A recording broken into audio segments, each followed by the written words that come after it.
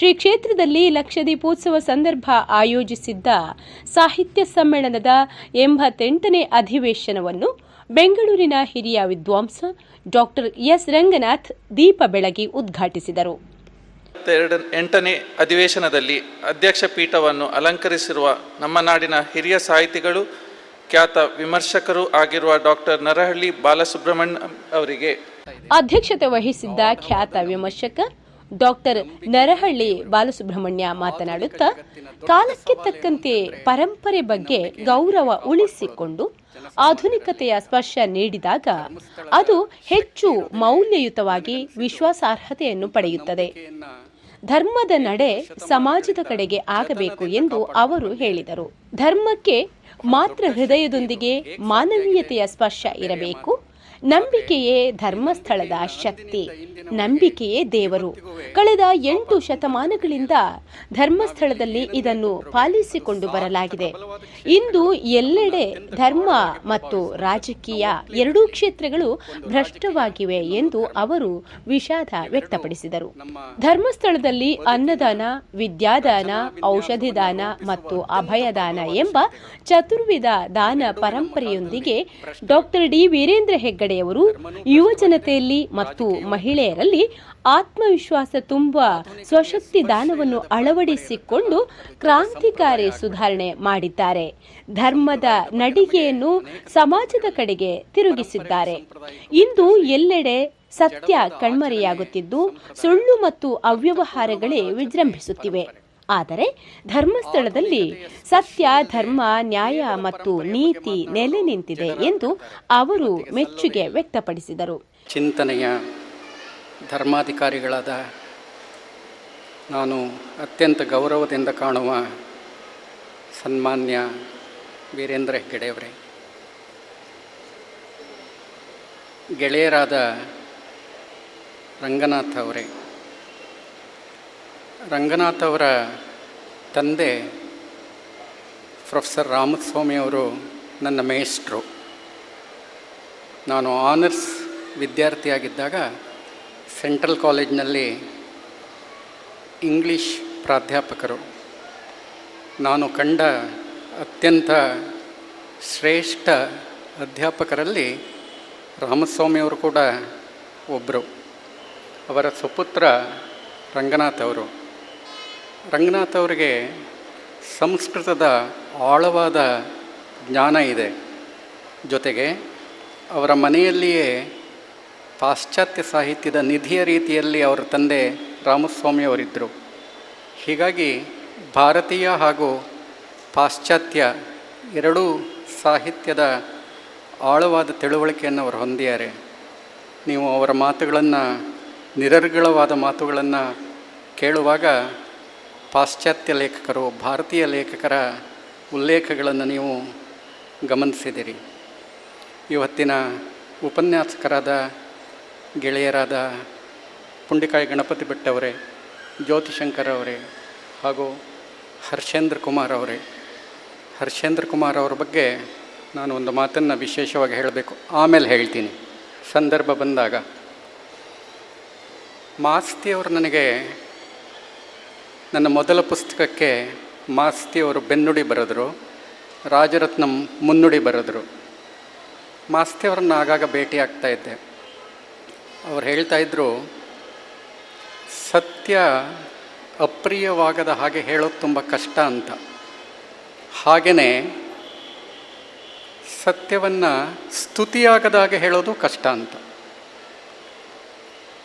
ಏನು ಮೂರ್ತಿರಾಯರು ಪ್ರೊಫೆಸರ್ ರಾಲೋ ಅವರವರ ಪ್ರೊಫೆಸರ್ ಆಗಿದ್ದರು, ಏನು ಮೂರ್ತಿರಾಯರಿಗೆ ಮಹಾರಾಜಾಸ್ ಕಾಲೇಜ್ನಲ್ಲಿ. ಆಗ ಪ್ರೊಫೆಸರ್ ರಾಲೋ ಅವರು ಎಸ್ಸೆ ಬರೀಲಿಕ್ಕೆ ಹೇಳಿದ್ರಂತೆ. ಏನು ಮೂರ್ತಿರಾಯರು ಸ್ಟೂಡೆಂಟ್ ಆಗ ಎಸ್ಸೆ ಬರೀಲಿಕ್ಕೆ ಹೇಳಿದ್ರಂತೆ ಒಂದು ವಿಷಯ ಕೊಟ್ಟು. ಕ್ಲಾಸ್ನ ಸ್ಟೂಡೆಂಟ್ಸ್ ಎಲ್ಲ ಎಸ್ಸೆ ಬರೆದ್ರು. ಅದಾದಮೇಲೆ ರಾಲೋ ಹೇಳಿದ್ರಂತೆ ಅಬ್ಜೆಕ್ಟಿವ್ಸನ್ನೆಲ್ಲ ತೆಗೆದುಬಿಡಿ ಅಂತ. ಎಲ್ಲರೂ ಅಬ್ಜೆಕ್ಟಿವ್ಸನ್ನು ತೆಗೆದ್ಮೇಲೆ ಎಸ್ಸೆಯಲ್ಲಿ ಕಾಲು ಭಾಗ ಮಾತ್ರ ಉಳಿತಂತೆ. ಭಾರತೀಯರಲ್ಲಿ ಈ ಗುಣವಾಚಕಗಳನ್ನು ಬಳಸೋದಿದೆಯಲ್ಲ, ತುಂಬ ಅತಿಯಾಗಿ ಬಳಸ್ತಾರೆ. ಎಷ್ಟು ಬಳಸ್ತಾರೆ ಅಂತಂದರೆ ಕೆಲವೊಮ್ಮೆ ಆ ಹೊಗಳಿಕೆ ಮುಜುಗರವನ್ನು ಹುಟ್ಟಿಸುವಷ್ಟು ನಮಗೆ ಆ ಹೊಗಳಿಕೆ ಇದೆ. ಮಾಸ್ತಿ ಹೇಳಿದ್ರಲ್ಲ, ಸತ್ಯವನ್ನು ಸ್ತುತಿಯಾಗದ ಹಾಗೆ ಹೇಳೋದು ಒಂದು ಸವಾಲಿನ ಕೆಲಸ ಅಂತ. ವೀರೇಂದ್ರ ಹೆಗ್ಗಡೆಯವರ ಬಗ್ಗೆ ಮಾತನಾಡುವಾಗ ಈ ಸವಾಲನ್ನು ನಾನು ಎದುರಿಸ್ತಾ ಇದ್ದೀನಿ. ಹೊಗಳಿಕೆ ಆಗದ ಹಾಗೆ ಸತ್ಯವನ್ನು ಹೇಗೆ ನಾವು ಮುಂದಿಡುವಂಥದ್ದು, ಇದೇ ಭಾಷೆಯ ಸಮಸ್ಯೆ, ಇದೇ ಸಾಹಿತ್ಯದ ಸಮಸ್ಯೆ. ನಮ್ಮ ಕಾಲದಲ್ಲಂತೂ ಸುಳ್ಳೇ ವಿಜೃಂಭಿಸ್ತಾ ಇದೆ. ಇಂಥ ಹೊತ್ತಲ್ಲಿ ಸತ್ಯ ಎಲ್ಲೋ ಕಣ್ಮರೆ ಆಗಿಬಿಟ್ಟಿದೆ. ಹುಡುಕಬೇಕಾಗಿದೆ ಸತ್ಯವನ್ನು ನಾವು ಇವತ್ತು. ಅಂಥ ಸತ್ಯದ ಹುಡುಕಾಟ ಇದೆಯಲ್ಲ, ಈ ಹೊತ್ತು ಸಾಹಿತ್ಯ, ಸಂವೇದನಾಶೀಲ ಮನಸ್ಸುಗಳು ಮಾಡಬೇಕಾಗಿರೋದು ಇಂಥ ಸತ್ಯದ ಹುಡುಕಾಟವನ್ನು. ಕಳೆದ ನಿನ್ನೆಯಿಂದ ನಾನು ಧರ್ಮಸ್ಥಳಕ್ಕೆ ನಿನ್ನೆನೇ ಬಂದೆ. ಅದಕ್ಕೆ ಕಾರಣ ಇದೆ. ಇತ್ತೀಚೆಗೆ ನಾನು ಧರ್ಮಯಾನ ಅನ್ನುವ ಒಂದು ಪುಸ್ತಕವನ್ನು ಓದಿದೆ. ಧರ್ಮಸ್ಥಳದ ಬಗೆಗೆ ಒಂದು ಬೃಹತ್ ಗ್ರಂಥ ಅದು. ಅದರ ಸಂಪೂರ್ಣ ಅಧ್ಯಯನ ಮಾಡಿದಾಗ ನನಗೆ ಅನ್ನಿಸ್ತು, ಇದು ಎಷ್ಟರ ಮಟ್ಟಿಗೆ ವಾಸ್ತವ, ಇದರ ಹಿನ್ನೆಲೆ ಏನು, ಇದನ್ನು ಅರ್ಥ ಮಾಡ್ಕೋಬೇಕು ಅಂತ. ಧರ್ಮಸ್ಥಳವನ್ನು ನಾವು ಚಿಕ್ಕಂದಿನಿಂದ ಕೇಳಿ ಬಲ್ವಿ. ಇದೊಂದು ಭಾರತೀಯ ಪರಿಸರದಲ್ಲಿನ ಒಂದು ದೊಡ್ಡ ಶ್ರದ್ಧಾ ಕೇಂದ್ರ. ಅದರಲ್ಲಿ ಯಾವ ಅನುಮಾನವೂ ಇಲ್ಲ. ನಾನು ಒಂದು ಪ್ರಸಂಗವನ್ನು ಮತ್ತೆ ಮತ್ತೆ ಹೇಳ್ತಿರ್ತೀನಿ. ಚಿಕ್ಕಂದಿನಲ್ಲಿ ನಾನು ಚಿಕ್ಕವನಾಗಿರುವಾಗ ನನ್ನ ತಾಯಿ ಧರ್ಮಸ್ಥಳಕ್ಕೆ ಯಾರಾದರೂ ಪಾದಯಾತ್ರೆಯಲ್ಲಿ ಆಗ ಬರೋರು, ಕಾಲ್ನಡಿಗೆಯಲ್ಲಿ, ಆವಾಗ ಹಣವನ್ನು ಕೊಟ್ಟು ಕಳಿಸೋರು ಹುಂಡಿಗೆ ಹಾಕಿ ಅಂತ. ನಾನು ಚಿಕ್ಕವನು, ಕುತೂಹಲ, ತುಂಟತನವೂ ಇತ್ತು. ಚಿಕ್ಕನ್ನಲ್ಲಿ ಸಾಮಾನ್ಯವಾಗಿ ತುಂಟತನ ಇರುತ್ತೆ ನಮಗೆ. ಆಗ ನನಗೆ ಒಂದು ಅನುಮಾನ ಏನು ಅಂದರೆ, ಈ ಹಣ ಕೊಡ್ತಾರಲ್ಲ ನಮ್ಮಮ್ಮ, ದಾರಿಲಿ ಅವ್ರು ಖರ್ಚು ಮಾಡ್ಕೊಂಬಿಡ್ಬೋದು ಅಂತ. ಅದನ್ನು ಧರ್ಮಸ್ಥಳಕ್ಕೆ ಹೋಗಿ ಹುಂಡಿಗೆ ಹಾಕ್ತಾರೆ ಅಂತ ಏನು ಗ್ಯಾರಂಟಿ ಅಂತ ಒಂದು ಸಣ್ಣ ಅನುಮಾನ ನನಗೆ ಯಾವಾಗಲೂ ಇರೋದು. ಆದರೆ ಕೇಳುವಷ್ಟು ಧೈರ್ಯ ನನಗಿರಲಿಲ್ಲ, ಚಿಕ್ಕವನಲ್ವಾ. ಸ್ವಲ್ಪ ನಾನು ತಿಳುವಳಿಕೆ ಬಂದ ಮೇಲೆ ನಮ್ಮಮ್ಮ ನನ್ನ ಕೈಗೆ ಕೊಡೋರು. ಅದು ಅವರು ಒಂದು ರೀತಿ ಪ್ರಮೋಷನ್ ರೀತಿ. ಮೊದಲು 5 ರೂಪಾಯಿ, ಆಮೇಲೆ 25 ರೂಪಾಯಿ, ಆಮೇಲೆ 50 ರೂಪಾಯಿ, ಹೀಗೆ. ನಾನು ತಿಳುವಳಿಕೆ ಬಂದಾಗ, ನನ್ನ ಕೆಲಸಕ್ಕೆ ಸೇರಿದಾಗ ಅವರು ದುಡ್ಡು ಕೊಟ್ಟು ಮನಿ ಆರ್ಡ್ರ್ ಮಾಡು ಧರ್ಮಸ್ಥಳಕ್ಕೆ ಅಂತ. ನಾನೊಂದು ಸಾರಿ ಕೇಳಿದೆ, ಈ ಮನಿ ಆರ್ಡ್ರು ಧರ್ಮಸ್ಥಳದ ಮಂಜುನಾಥನಿಗೆ ಅಂತ. ಮಂಜುನಾಥನಿಗೆ ತಲುಪುತ್ತೆ ಅಂತ ಏನು ಗ್ಯಾರಂಟಿ? ದಾರಿಯಲ್ಲಿ ಏನೋ ಆಗಬಹುದು, ಮತ್ತೇನೋ ಮಿಸ್ಯೂಸ್ ಆಗಬಹುದು, ಆ ಥರದ್ದೆಲ್ಲ ಏನು ಅಂತ. ಅದ್ರ ಬದಲು ನೀನು ನನಗೆ ಕೊಟ್ಬಿಡು 50 ರೂಪಾಯಿ ಅಂತ. ನಿನ್ನ ಮಗ ನಾನು, ಧರ್ಮಸ್ಥಳಕ್ಕೆ ಯಾಕೆ ಅಂತ. ನನ್ನ ತಾಯಿ ಎಷ್ಟು ಮಾರ್ಮಿಕವಾದ ಉತ್ತರವನ್ನು ಕೊಟ್ಟರು ಅಂದರೆ, ನಿನ್ನ ಕೈಗೆ ಕೊಡ್ತೀನಿ, ನೀನೇ ಖರ್ಚು ಮಾಡ್ಕೋ. ದಾರಿಯಲ್ಲಿ ನೀನು ಪೋಸ್ಟ್ ಮಾಡ್ತೀಯಲ್ಲ, ಪೋಸ್ಟ್ ಮ್ಯಾನೇ ಮಿಸ್ಯೂಸ್ ಮಾಡ್ಕೊಳ್ಳಿ. ಧರ್ಮಸ್ಥಳಕ್ಕೆ ತಲುಪುತ್ತಲ್ಲ, ಅಲ್ಲಿ ಏನಾಗುತ್ತೋ ನಂಗೆ ಗೊತ್ತಿಲ್ಲ, ಆದರೆ ನನ್ನ ನಂಬಿಕೆ ಏನು ಅಂದರೆ ಅದು ಮಂಜುನಾಥನಿಗೆ ತಲುಪ್ತು ಅಂತ. ಈ ನಂಬಿಕೆಯೇ ಧರ್ಮಸ್ಥಳದ ಶಕ್ತಿ.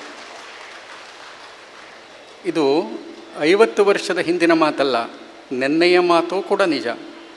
ನೆನ್ನೆ ನಾನು ಇಲ್ಲಿ ಓಡಾಡ್ತಾ ಹಳ್ಳಿಯ ಯಾರೋ ಒಬ್ಬರು 2-3 ಕ್ವಿಂಟಲ್ ಅಕ್ಕಿಯನ್ನು ತೊಗೊಂಡು ಬಂದು ಅಲ್ಲಿ ಅರ್ಪಿಸ್ತಾಯಿದ್ರು. ನಾನು ಆ ರೈತರನ್ನು ಕೇಳಿದೆ, ನೀವು ಯಾಕೆ ಅಕ್ಕಿಯನ್ನು ಇಲ್ಲಿ ತರ್ತಾ ಇದ್ದೀರಾ ಅಂತ, ನೀವು ಅಕ್ಕಿ ಬೆಳಿತೀರಾ ಅಂತ ಕೇಳಿದೆ. ಇಲ್ಲ, ಬೆಳೆಯೋದಿಲ್ಲ ಸರ್ ಅಂದರು.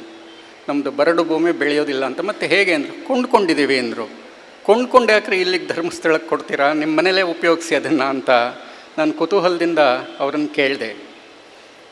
ಅದಕ್ಕೆ ಅವ್ರು ಹೇಳಿದರು, ಇಲ್ಲಿ ಅನ್ನದಾನ ನಡೆಯುತ್ತಲ್ಲ ಸರ್, ನಮ್ಮದು ಒಂಚೂರು ಕಾಣಿಕೆ ಇರಲಿ, ನನಗೂ ಒಂಚೂರು ಪುಣ್ಯ ಬರಲಿ ಅಂತ ನಾನು ಕೊಡ್ತಾಯಿದ್ದೇನೆ. ಹೆಗಡೆಯವರು ಹೇಳಿದರು, ನಿನ್ನೆ ಇವತ್ತು ಎಷ್ಟು ಅಕ್ಕಿ ಬಂದಿದೆ ಅಂತ ಹೇಳಿ. ಇದರ ಹಿಂದೆ ಇರುವಂಥದ್ದು ಗಾಢವಾದ ನಂಬಿಕೆ. ನಂಬಿಕೆಯೇ ದೇವರು.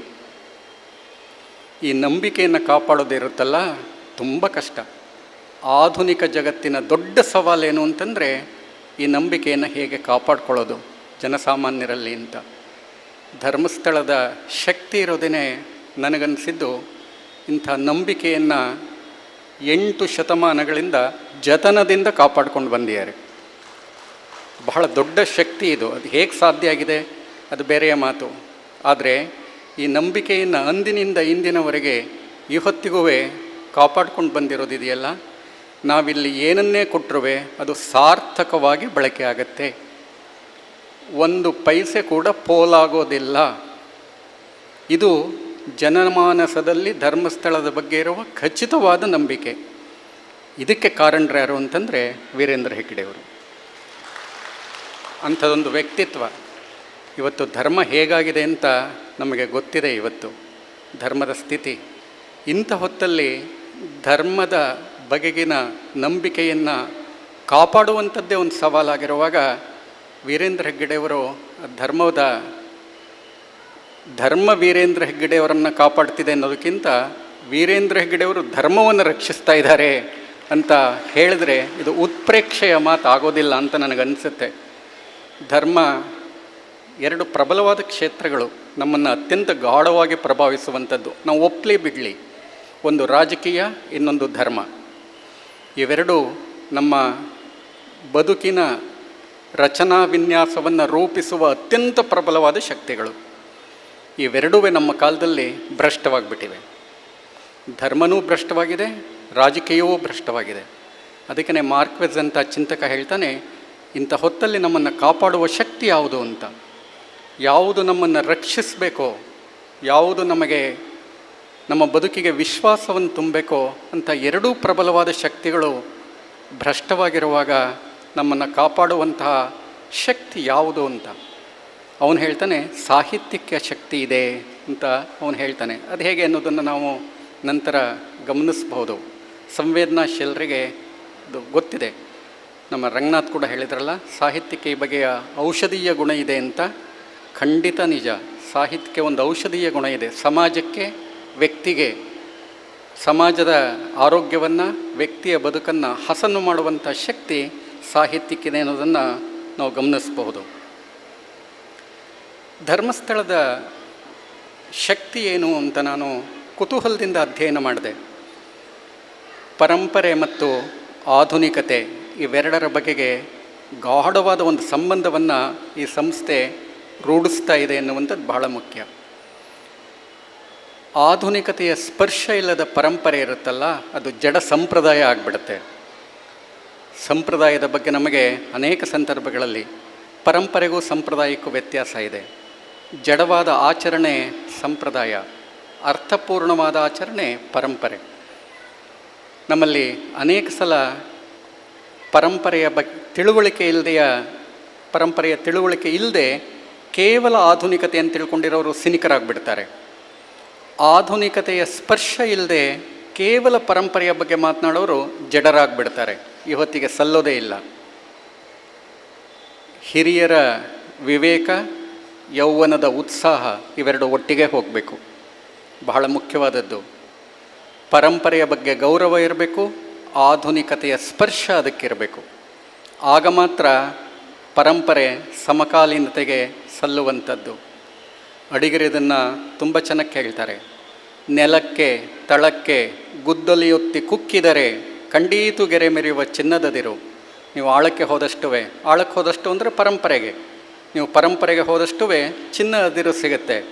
ಆದರೆ ಚಿನ್ನದ ಅದಿರನ್ನು ಹಾಗೆ ಬಳಸೋಕ್ಕಾಗೋದಿಲ್ಲ. ನೀವು ಅದನ್ನು ತೆಗೆದು ಸೋಸಿ ಅಪರಂಜಿಯನ್ನಾಗಿ ತಗೊಂಡು ಇಷ್ಟ ದೇವತಾ ವಿಗ್ರಹಕ್ಕೊಗ್ಗಿಸುವ ಅಸಲು ಕಸಬು, ಈ ಹೊತ್ತಿಗೆ ತಕ್ಕಂತೆ ಅದನ್ನು ರೂಪಿಸ್ಕೋಬೇಕು. ಪರಂಪರೆ ಯಾವಾಗಲೂ ಶ್ರೇಷ್ಠವಾದದ್ದೇ, ಆದರೆ ಈ ಹೊತ್ತಿಗೆ ಸಲ್ಲುತ್ತಾ ಅದು. ಚಿನ್ನಕ್ಕೆ ಮೌಲ್ಯ ಇದೆ. ಯಾವುದೋ ಕಾಲದ ಕಾಸಿನ ಸರವನ್ನು ಇವತ್ತು ಹಾಕ್ಕೊಳ್ಳೋಕ್ಕಾಗೋದಿಲ್ಲ. ಇವತ್ತದನ್ನು ನೆಕ್ಲೆಸ್ ಆಗಿ ಮಾಡ್ಕೊಳ್ಳೋದಿದೆಯಲ್ಲ, ಅದು ಇವತ್ತಿನ ಅಗತ್ಯಗಳು. ಅಂದರೆ ಪರಂಪರೆಯನ್ನು ಸಮಕಾಲೀನಗೊಳಿಸಿಕೊಳ್ಳದೆ ಅದಕ್ಕೆ ಅರ್ಥ ಇಲ್ಲ. ಆಧುನಿಕ ಸ್ಪರ್ಶವನ್ನು ಪರಂಪರೆಗೆ ನೀಡದೇ ಇದ್ದರೆ ಅರ್ಥ ಇಲ್ಲ. ಅದಕ್ಕೇ ನಮ್ಮಲ್ಲಿ ಧರ್ಮ ಜಡವಾಗಿಬಿಟ್ಟಿರೋದು. ನಮ್ಮಲ್ಲಿ ಹೊಸ ಜನಾಂಗದವರನ್ನು ಕೇಳಿ ಧರ್ಮದ ಬಗ್ಗೆ ಅವರಿಗೆ ಆ ಬಗ್ಗೆ ಆಸಕ್ತಿ ಇಲ್ಲ. ಹೊಸ ತಲೆಮಾರು. ಯಾಕೆ ಅಂತಂದರೆ ಧರ್ಮ ತನ್ನ ಚಲನಶೀಲತೆಯನ್ನು, ಜೀವಂತಿಕೆಯನ್ನು, ಸೃಜನಶೀಲತೆಯನ್ನು ಕಳ್ಕೊಂಡ್ಬಿಟ್ಟಿದೆ ಅಂತ ಅವರು ಭಾವಿಸ್ತಾ ಇದ್ದಾರೆ. ಇಂಥ ಹೊತ್ತಲ್ಲಿ ಹೊಸ ತಲೆಮಾರಿಗೆ ಧರ್ಮವನ್ನು ಉಪಯುಕ್ತ ಅನ್ನೋ ಹಾಗೆ ಮಾಡೋಕ್ಕೆ ಸಾಧ್ಯ ಇರೋದು ಯಾವುದರಿಂದ ಅಂತಂದರೆ ಅದಕ್ಕೆ ಆಧುನಿಕತೆಯ ಸ್ಪರ್ಶವನ್ನು ಕೊಡೋದು. ಧರ್ಮಸ್ಥಳದ ಎಲ್ಲ ಚಟುವಟಿಕೆಗಳು ಹೇಗಿವೆ ಅಂತಂದರೆ ಪರಂಪರೆಯ ಬಗ್ಗೆ ಗೌರವವನ್ನು ಇಟ್ಕೊಂಡೇ ಅದೆಲ್ಲದಕ್ಕೂ ಆಧುನಿಕತೆಯ ಸ್ಪರ್ಶವನ್ನು ನೀಡಿರೋದು. ಹರ್ಷೇಂದ್ರ ಕುಮಾರ್ ಅವರ ಪ್ರಸ್ತಾಪವನ್ನು ನಾನು ಈ ಸಂದರ್ಭದಲ್ಲಿ ಮಾಡಬಹುದು. ಇಲ್ಲಿಯ ಆಡಳಿತದ ಬಹುಪಾಲು ಸಂಗತಿಯನ್ನು ಹರ್ಷೇಂದ್ರ ಕುಮಾರ್ ನೋಡ್ಕೊಳ್ತಾರೆ ಅಂತ ನಾನು ಕೇಳಿದೆ. ಉಗ್ರಾಣಕ್ಕೆ ಕೂಡ ನಾನು ಹೋಗಿದ್ದೆ. ನೋಡಿ, ಉಗ್ರಾಣ ನಿಜವಾಗಿ ಬಹಳ ಸಲ ನಾವು ಯಾವುದ್ರ ಬಗ್ಗೆ ಮಾತನಾಡ್ತೀವಿ ಅಂದರೆ ಮಂಜುಷಾ ಬಗ್ಗೆ ಮಾತನಾಡ್ತೇವೆ, ದೇವಸ್ಥಾನದ ಬಗ್ಗೆ ಮಾತನಾಡ್ತೇವೆ, ಬಾಹುಬಲಿ ಬಗ್ಗೆ ಮಾತನಾಡ್ತೇವೆ. ಇದೆಲ್ಲದರ ಬಗ್ಗೆ ಕಣ್ಣಿಗೆ ಕಾಣುವಂಥದ್ದು. ಉಗ್ರಾಣವನ್ನು ಎಷ್ಟು ಜನ ನೋಡಿಯಾರೋ ಗೊತ್ತಿಲ್ಲ ನನಗೆ. ಉಗ್ರಾಣಕ್ಕೆ ಹೋದರೆ ಇದಕ್ಕೆಲ್ಲದಕ್ಕೂ ಜೀವಸೆಲೆಯಾಗಿರುವಂಥದ್ದು ಉಗ್ರಾಣ. ಸೊ ಇಲ್ಲಿಯ ಎಲ್ಲ ಚಟುವಟಿಕೆಗಳಿಗೆ ವಸ್ತುಗಳನ್ನು, ಸರಕುಗಳನ್ನು ಒದಗಿಸಿಕೊಡುವಂಥದ್ದು ಎಲ್ಲಿಂದ ಅಂದರೆ ಉಗ್ರಾಣದಲ್ಲಿ. ಅಲ್ಲಿ ಹೋದಾಗ ಅಲ್ಲಿ ನೋಡ್ಕೊಳ್ತಾ ಇದ್ದಂಥ ನನ್ನ ಸ್ನೇಹಿತರೊಬ್ಬರು ನಂಗೆ ಎಲ್ಲವನ್ನು ಉತ್ಸಾಹದಿಂದ ವಿವರಿಸಿದರು. 1933ರಿಂದ ಮಂಜಯ್ಯ ಹೆಗಡೆಯವರ ಕಾಲದಿಂದ ಒಂದು ಅಕೌಂಟ್ಸ್ ಬುಕ್ ಇದೆ ಅದರಲ್ಲಿ. ಅದನ್ನು ನಾನು ನೋಡಿದೆ, ಅದೆಲ್ಲ ವಿವರಿಸಿದರು. ಅದೆಲ್ಲವನ್ನು ನೋಡಿದಾಗ ಬಹುಶಃ ಈ ಹೊತ್ತಿನ ಯಾವುದೇ ಆಧುನಿಕ ಅರ್ಥಶಾಸ್ತ್ರಜ್ಞನಿಗಿಂತ ಹೆಚ್ಚು ಪಕ್ಕಾಗಿ ಆ ಅಕೌಂಟ್ಸ್ ಇದೆ ಅಂತ ನಂಗೆ ಅನ್ನಿಸ್ತು. ಬಹಳ ಮುಖ್ಯವಾದದ್ದು ಇದು ಅಂತ ಅನಿಸುತ್ತೆ. ಕ್ರೆಡಿಬಿಲಿಟಿ ಇರುತ್ತಲ್ಲ, ಕ್ರೆಡಿಬಿಲಿಟಿಯೇ ಬಹಳ ಮುಖ್ಯವಾದದ್ದು. ಕ್ರೆಡಿಬಿಲಿಟಿ ಇಲ್ಲದೇ ಇದ್ದರೆ ಅರ್ಥ ಆಗೋದಿಲ್ಲ. ಹೇಮಾವತಿ ಅಮ್ಮ ಅವರು ಒಂದು ಮಾತನ್ನು ನನಗೆ ಹೇಳ್ತಾಯಿದ್ರು. ರತ್ನಮ್ಮ ಹೆಗ್ಗಡೆಯವರು ಉಗ್ರಾಣಕ್ಕೆ ಆವಾಗವಾಗ ಹೋಗ್ತಿದ್ರಂತೆ. ಹೋದಾಗ ಆ ಅಕೌಂಟ್ಸ್ ನೋಡ್ತಾ ಇದ್ದಾಗ ಒಂದು ತಪ್ಪುಗಳು ಸಿಗ್ತಾ ಇರಲಿಲ್ಲಂತೆ. ಅವ್ರೊಂದು ಸರಿ ಹೇಳಿದ್ರಂತೆ, ಏನು ಎಲ್ಲ ಸರಿ ಇದೆ, ನಂಗೆ ಬೇಜಾರಾಗ್ತಾ ಇದೆ, ಎಲ್ಲ ಅಲ್ಲೇನು ಹೋಗೋದೇ ಇಲ್ಲ ಅಂತ. ತುಂಬ ಚೆನ್ನಾಗಿದೆ ಅಂತ ಅನ್ನಿಸ್ತೀವಿ ಪ್ರಸಂಗ. ಅಂದರೆ ಅಷ್ಟರ ಮಟ್ಟಿಗೆ ಎಷ್ಟೋ ವರ್ಷಗಳಿಂದ ಇರೋ ಲೆಕ್ಕದಲ್ಲಿ ಒಂದೂ ತಪ್ಪಿಲ್ಲ ಅಂತ. ಬೆಳಗಿಂದ ಸಂಜೆವರೆಗೆ 100 ಗ್ರಾಮ್ ಬಂದರೆ ಅದಕ್ಕೂ ಕೂಡ ಲೆಕ್ಕ ಇದೆ, 100 ಗ್ರಾಮ್ ಖರ್ಚಾಯಿತು ಅಂದರೆ ಅದಕ್ಕೂ ಲೆಕ್ಕ ಇದೆ. ಹೆಗ್ಡೆಯವ್ರ ಮನೆಗೆ ಒಂದು ಸೋಪ್ ಹೋಗುತ್ತೆ ಅಂದರೆ ಅದಕ್ಕೂ ಒಂದು ಲೆಕ್ಕ ಇದೆ. ಸುಮ್ಮನೆ ಹೋಗೋಕ್ಕಾಗೋದಿಲ್ಲ ಅದು.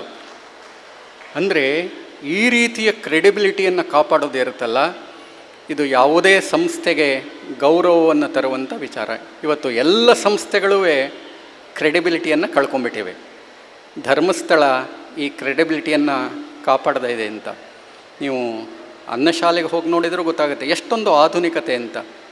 25-30 ನಿಮಿಷದಲ್ಲಿ 3000-4000 ಜನಕ್ಕಾಗುವ ಅಡುಗೆ ಸಿದ್ಧ ಆಗುತ್ತೆ ಅನ್ನುವಂಥದ್ದು. ದಿವಸಕ್ಕೆ 25-30 ಸಾವಿರ ಜನ ಊಟ ಮಾಡ್ತಾರೆ. ಲಕ್ಷ ದೀಪೋತ್ಸವದ ಸಂದರ್ಭದಲ್ಲಿ, ಈಗ ಕೊರೋನಾ ಇರ್ಬೋದು, 1 ಲಕ್ಷಕ್ಕಿಂತ ಜನ ಊಟ ಮಾಡ್ತಾರೆ. ಅವ್ರಿಗೆಲ್ಲ ರುಚಿಯನ್ನು ಕಾಪಾಡಿ ಒಳ್ಳೆಯ ಆಹಾರ ಪದಾರ್ಥವನ್ನು ಒದಗಿಸುವಂಥದ್ದು. ಇದೆಲ್ಲ ಯಾವುದೋ ಕಾಲದ ತಂತ್ರಜ್ಞಾನದಿಂದ ಇವತ್ತು ಸಾಧ್ಯ ಆಗೋದಿಲ್ಲ. ಆಧುನಿಕ ತಂತ್ರಜ್ಞಾನವನ್ನು ಅಳವಡಿಸ್ಕೊಳ್ಳದೇ ಇದ್ದರೆ ಈ ಎಲ್ಲವನ್ನು ನಿರ್ವಹಿಸೋದು ಎಷ್ಟು ಕಷ್ಟ ಅಂತ ನಮಗೆ ಗೊತ್ತು. ಸೊ ಹೀಗಾಗಿ ಪರಂಪರೆಗೆ ಆಧುನಿಕತೆಯ ಸ್ಪರ್ಶವನ್ನು ಇವರು ನೀಡಿದ್ದಾರೆ ಎನ್ನುವಂಥದ್ದು ಬಹಳ ಮುಖ್ಯ. ಇದು ಸಾಧ್ಯ ಆಗೋದು 2 ಸಂಗತಿಯಿಂದ ಅಂತ ನಾನು ಹೇಳಿದೆ. ಹೆಗಡೆಯವರ ವೈಶಿಷ್ಟ್ಯ ಅದು ಅಂತ. ಒಂದು, ಯಾವುದೇ ಕೆಲಸಕ್ಕೆ ಅವರು ಪ್ರತಿಭಾವಂತರನ್ನು ಗುರುತಿಸಿ ಅಲ್ಲಿಗೆ ನಿಯೋಜಿಸ್ತಾರೆ, ಸಮರ್ಥರನ್ನು ನಿಯೋಜಿಸ್ತಾರೆ. ಇವತ್ತು ನಮ್ಮೆಲ್ಲ ಕಡೆ ಏನಾಗಿದೆ ಅಂತಂದರೆ ಕುಬ್ಜರನ್ನು, ಅಯೋಗ್ಯರನ್ನು, ಅಸಮರ್ಥರನ್ನು ನಾವು ನೋಡ್ತಾ ಇದ್ದೀವಿ. ಯಾವುದೇ ಸಂಸ್ಥೆ ವ್ಯಕ್ತಿಗಳಿಂದ, ಪ್ರತಿಭಾವಂತರಿಂದ ಇರುತ್ತೆ ಹೊರತು. ನಾವು ಮೈಸೂರು ಯೂನಿವರ್ಸಿಟಿನ ಒಂದು ಕಾಲಕ್ಕೆ ಯಾರಿಂದ ಗುರುತಿಸ್ತಾ ಇದ್ವಿ ಅಂದರೆ ಅಲ್ಲಿದ್ದ ಪ್ರೊಫೆಸರ್ಗಳಿಂದ ಗುರುತಿಸ್ತಾ ಇದ್ವಿ. ಯಾವುದೇ ವಿಶ್ವವಿದ್ಯಾಲಯ, ನಾನು ಸ್ಟ್ಯಾನ್ಫರ್ಡ್ ಯೂನಿವರ್ಸಿಟಿಗೆ ಹೋಗಿದ್ದೆ. ಸ್ಟ್ಯಾನ್ಫರ್ಡ್ ಯೂನಿವರ್ಸಿಟಿಲಿ ಹೋದಾಗ ಅಲ್ಲಿ 2 ದಿವಸ ಅಲ್ಲಿ ಅಧ್ಯಯನ ಮಾಡಿದೆ. ನಾನು ಹೋಗಿದ್ದ ಸಂದರ್ಭದಲ್ಲಿ 29 ಜನ ನೊಬೆಲ್ ಲಾರೆಟ್ಸ್ ಆ ಯೂನಿವರ್ಸಿಟಿಯಲ್ಲಿ ಕೆಲಸ ಮಾಡ್ತಾಯಿದ್ರು. 29 ನೊಬೆಲ್ ಲಾರೆಟ್ಸ್ ಆ ವಿಶ್ವವಿದ್ಯಾಲಯದಲ್ಲಿ ಕೆಲಸ ಮಾಡ್ತಾಯಿದ್ರು. ಭಾರತೀಯ ಸಂದರ್ಭದಲ್ಲಿ ನೋಡಿ, ಜಗತ್ತಿನ ಪ್ರಮುಖ 100 ವಿಶ್ವವಿದ್ಯಾಲಯಗಳಲ್ಲಿ ಭಾರತದ ಒಂದೂ ವಿಶ್ವವಿದ್ಯಾಲಯ ಇಲ್ಲ ಅನ್ನೋದು ನಮ್ಮ ಸ್ಥಿತಿಯನ್ನು ಕೂಡ ಸೂಚಿಸುತ್ತೆ. ನಾವು ಸುಮ್ಮನೆ ಬುರುಡೆ ಬಿಡ್ತಾ ಇರ್ತೀವಿ, ಜಗತ್ ಪ್ರಸಿದ್ಧ ಹಾಗೆ ಹೀಗೆ ಭಾರತೀಯ ಅಂತ. ಬಟ್ ನಾವೆಲ್ಲಿದ್ದೀವಿ ಅನ್ನೋದನ್ನು ಜಾಗತಿಕ ನೆಲೆಯಲ್ಲಿ ನೋಡಿದಾಗ ನಮ್ಮ ಸ್ಥಿತಿ ಏನು ಅಂತ ಅನೇಕ ಸಂದರ್ಭಗಳಲ್ಲಿ ಗೊತ್ತಾಗ್ತಾ ಹೋಗುತ್ತೆ. ಅದಕ್ಕೆ ಒಂದು ಕಾರಣ ಏನು ಅಂತಂದರೆ, ಎಷ್ಟೋ ಸಲ ಪ್ರತಿಭೆ ಸರಿಯಾದ ನೆಲೆ. ನಮ್ಮ ಮಕ್ಕಳೆಲ್ಲ ಅಮೆರಿಕಕ್ಕೆ ಹೋಗ್ತಾರೆ. ಯಾಕೆ ಹೋಗ್ತಾರೆ ಅಂತಂದರೆ ಪ್ರತಿಭೆಗೆ ಅಲ್ಲಿ ಮಾನ್ಯತೆ ಇದೆ. ಈ ಹೊತ್ತಿಗೂ ಮಾನ್ಯತೆ ಇದೆ ಅಲ್ಲಿ. ಸೊ ಹೆಗ್ಡೆಯವರು ಹೀಗೆ ಪ್ರತಿಭೆಯನ್ನು ಗುರುತಿಸ್ತಾರೆ, ಸರಿಯಾದ ಕೆಲಸಕ್ಕೆ ಸರಿಯಾದವರನ್ನು ಆಯ್ಕೆ ಮಾಡ್ತಾರೆ. ಈ ಎಲ್ಲ ಸಂಗತಿಗಳು ಇಲ್ಲಿಯ ಯಶಸ್ಸಿಗೆ ಕಾರಣ ಆಗಿದೆ ಅನ್ನೋದನ್ನು ನಾವು ಗುರುತಿಸೋಕೆ ಸಾಧ್ಯ ಆಗಬೇಕು.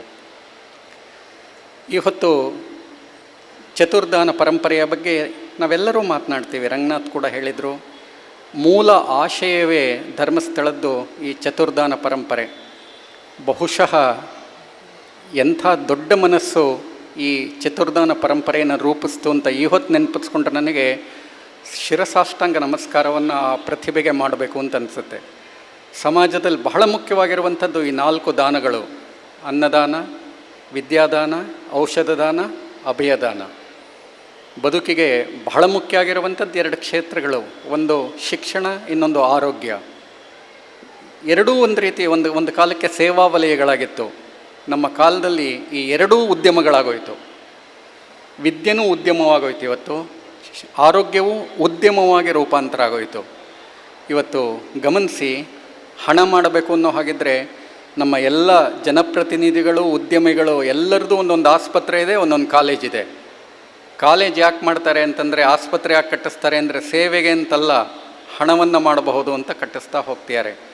ಇಂಥ ಹೊತ್ತಲ್ಲಿ ಒಂದು ಕಾಲದಲ್ಲಿ ಸೇವಾ ವಲಯವಾಗಿ ಅಥವಾ ಇವತ್ತು ಧರ್ಮಸ್ಥಳ ವಿದ್ಯೆಯನ್ನು, ಔಷಧವನ್ನು ಸೇವಾ ವಲಯವನ್ನಾಗಿ ಕಾಪಾಡ್ತಾ ಇದೆಯಲ್ಲ, ಇದು ಬಹುಶಃ ಬಹಳ ದೊಡ್ಡ ಸಂಗತಿ ಅಂತ ಹೇಳಿ ನಾನು ಭಾವಿಸಿದ್ದೇನೆ. ಅದರ ಜೊತೆಗೆ ಅನ್ನದಾನ, ಅದು ನಿಜವಾಗಿಯೂ ನಾವು ಏನೇ ಯಾರನ್ನೇ ಎಷ್ಟೇ ಬೇರೆದನ್ನು ಕೊಟ್ಟು ತೃಪ್ತಿಪಡಿಸ್ಲಿಕ್ಕಾಗೋದಿಲ್ಲ. ಆದರೆ ಹಸಿವನ್ನು ತೃಪ್ತಿಪಡಿಸಿದರೆ ಅವ್ರು ನಿಜವಾಗಿಯೂ ತೃಪ್ತಿ ಪಡ್ತಾರೆ ಅನ್ನುವ ಒಂದು ಮಾತಿದೆ. ಹಾಗೆಯೇ ಅಭಯದಾನ ಅನ್ನುವಂಥದ್ದು ಬಹುಶಃ ನೊಂದ ಮನಸ್ಸಿಗೆ, ಹಸಿದ ಹೊಟ್ಟೆಗೆ ಆಹಾರ ತೃಪ್ತಿಪಡಿಸ್ಬೋದು, ನೊಂದ ಮನಸ್ಸಿಗೆ ಆಹಾರ ಸಾಲೋದಿಲ್ಲ. ನೊಂದ ಮನಸ್ಸಿಗೆ ಒಂದು ಸಾಂತ್ವನ ಬೇಕಾಗತ್ತೆ, ಒಂದು ಅಭಯ ಬೇಕಾಗತ್ತೆ. ಅದಕ್ಕೆ ನಾವು ಸಂಕಟ ಬಂದಾಗ ವೆಂಕಟರಮಣ, ನಮಗೆ ನೋವು ಬಂದಾಗ ಒಂದು ಆಸರೆ ಬೇಕಾಗತ್ತೆ, ಒಂದು ಶಕ್ತಿ ಬೇಕಾಗತ್ತೆ ನಮಗೆ. ಆ ಶಕ್ತಿಯ ರೂಪದಲ್ಲಿ ವೀರೇಂದ್ರ ಹೆಗ್ಗಡೆಯವರು ಒಂದು ಅಭಯವನ್ನು ನೀಡ್ತಾರಲ್ಲ, ನಿನಗೆ ಒಳ್ಳೆಯದಾಗಲಿ ಅಂತ. ಅದು ದಾನ ನ್ಯಾಯ ಕೂಡ ಹೌದು ಅಂತ ಹೇಳಿ, ಅದೊಂದು ಭಾರತೀಯದ ಬಹಳ ದೊಡ್ಡ ಪರಂಪರೆ. ಆಧುನಿಕ ಪರಂಪರೆಯಲ್ಲಿ ನಮ್ಮಲ್ಲೊಂದು ಮಾತಿದೆ, ನ್ಯಾಯಕ್ಕಾಗಿ ನೀವು ಕೋರ್ಟ್ಗೆ ಹೋಗಿ ಗೆದ್ದವನು ಸೋತವನು ಸತ್ತ ಅಂತ. ಅಂದರೆ ನ್ಯಾಯ ಪಾಲನೆ ಹೇಗಾಗ್ಬಿಟ್ಟಿದೆ ನಮ್ಮ ಕೋರ್ಟ್ಗಳಲ್ಲಿ ಅಂತಂದರೆ, ಜಗಳ ಆಡಬೇಡ, ಸುಳ್ಳು ಹೇಳಬೇಡ ಅಂತ ನಾವು ವಕೀಲರಿಗೆ ಹೇಳೋಕ್ಕಾಗತ್ತಾ ಅಂತ ಹೇಳಿದ್ರಲ್ಲ, ನಿಜ ಆ ಮಾತು. ನೀವೆಲ್ಲ ಆರೋಗ್ಯವಾಗಿರಿ ಅಂತ ಯಾವ ಡಾಕ್ಟ್ರು ಹೇಳೋದಿಲ್ಲ. ನೀವು ರೋಗಿಗಳಾಗಿದ್ದರೆ ನಮಗೆ ಬಿಸ್ನೆಸ್ ಅನ್ನೋ ಹಂತವನ್ನು ನಾವು ತಲುಪಿದ್ದೀವಿ.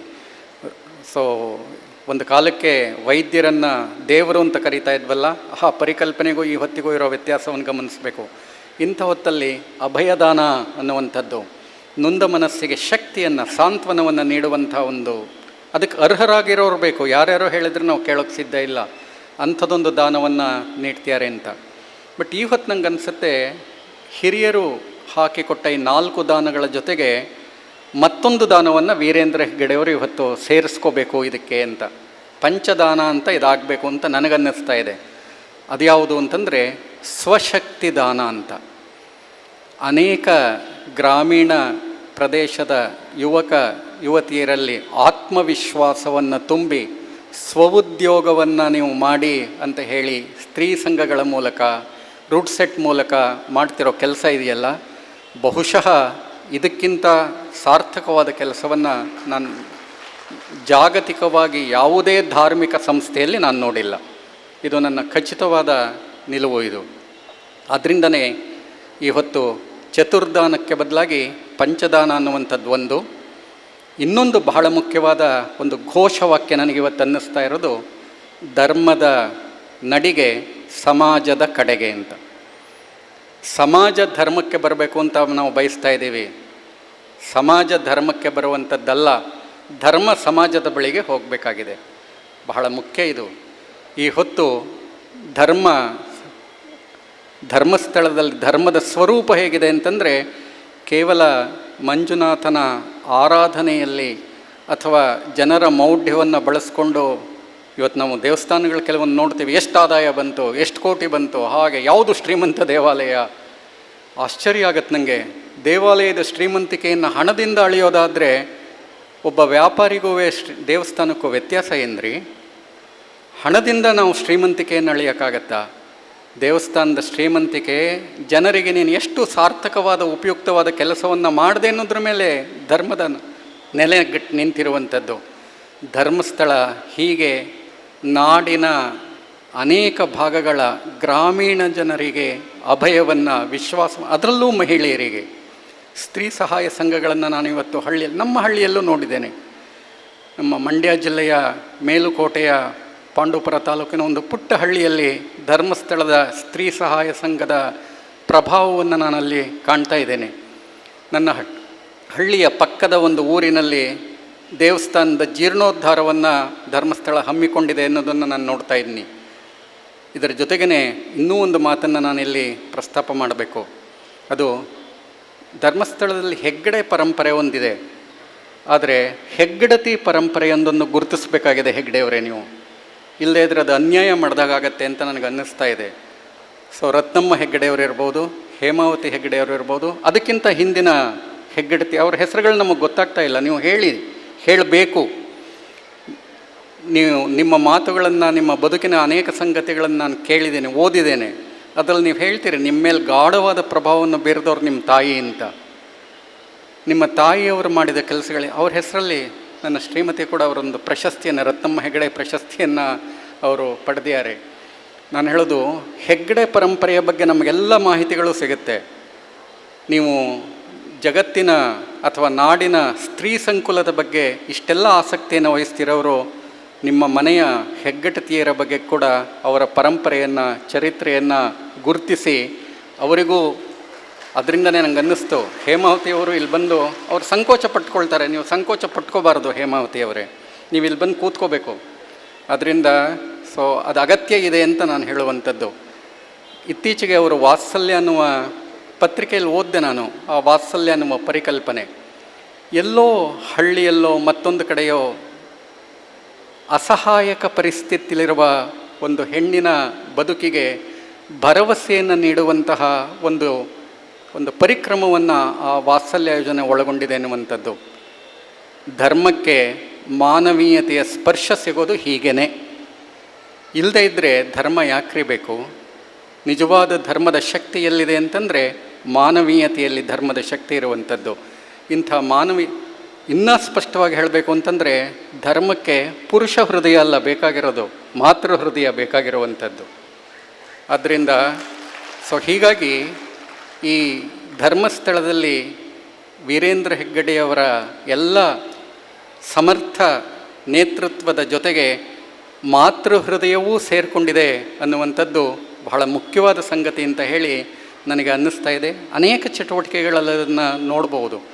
ಅವ್ರ ಹತ್ರ ನಾನು ಮಾತನಾಡ್ತಾ ಹೇಳ್ತಾ ಇದ್ದೆ, ಹೌದು ಈಗ ಸ್ವಲ್ಪ ಮೀಡಿಯಾ ಎಲ್ಲ ಇದೆ, ಆದ್ದರಿಂದ ನಮ್ಮ ಬಗ್ಗೆನೂ ಹೇಳ್ತಾರೆ. ಹಿಂದೆ ಯಾವುದೂ ಈ ಥರ ಸಮೂಹ ಮಾಧ್ಯಮಗಳಿರಲಿಲ್ಲ.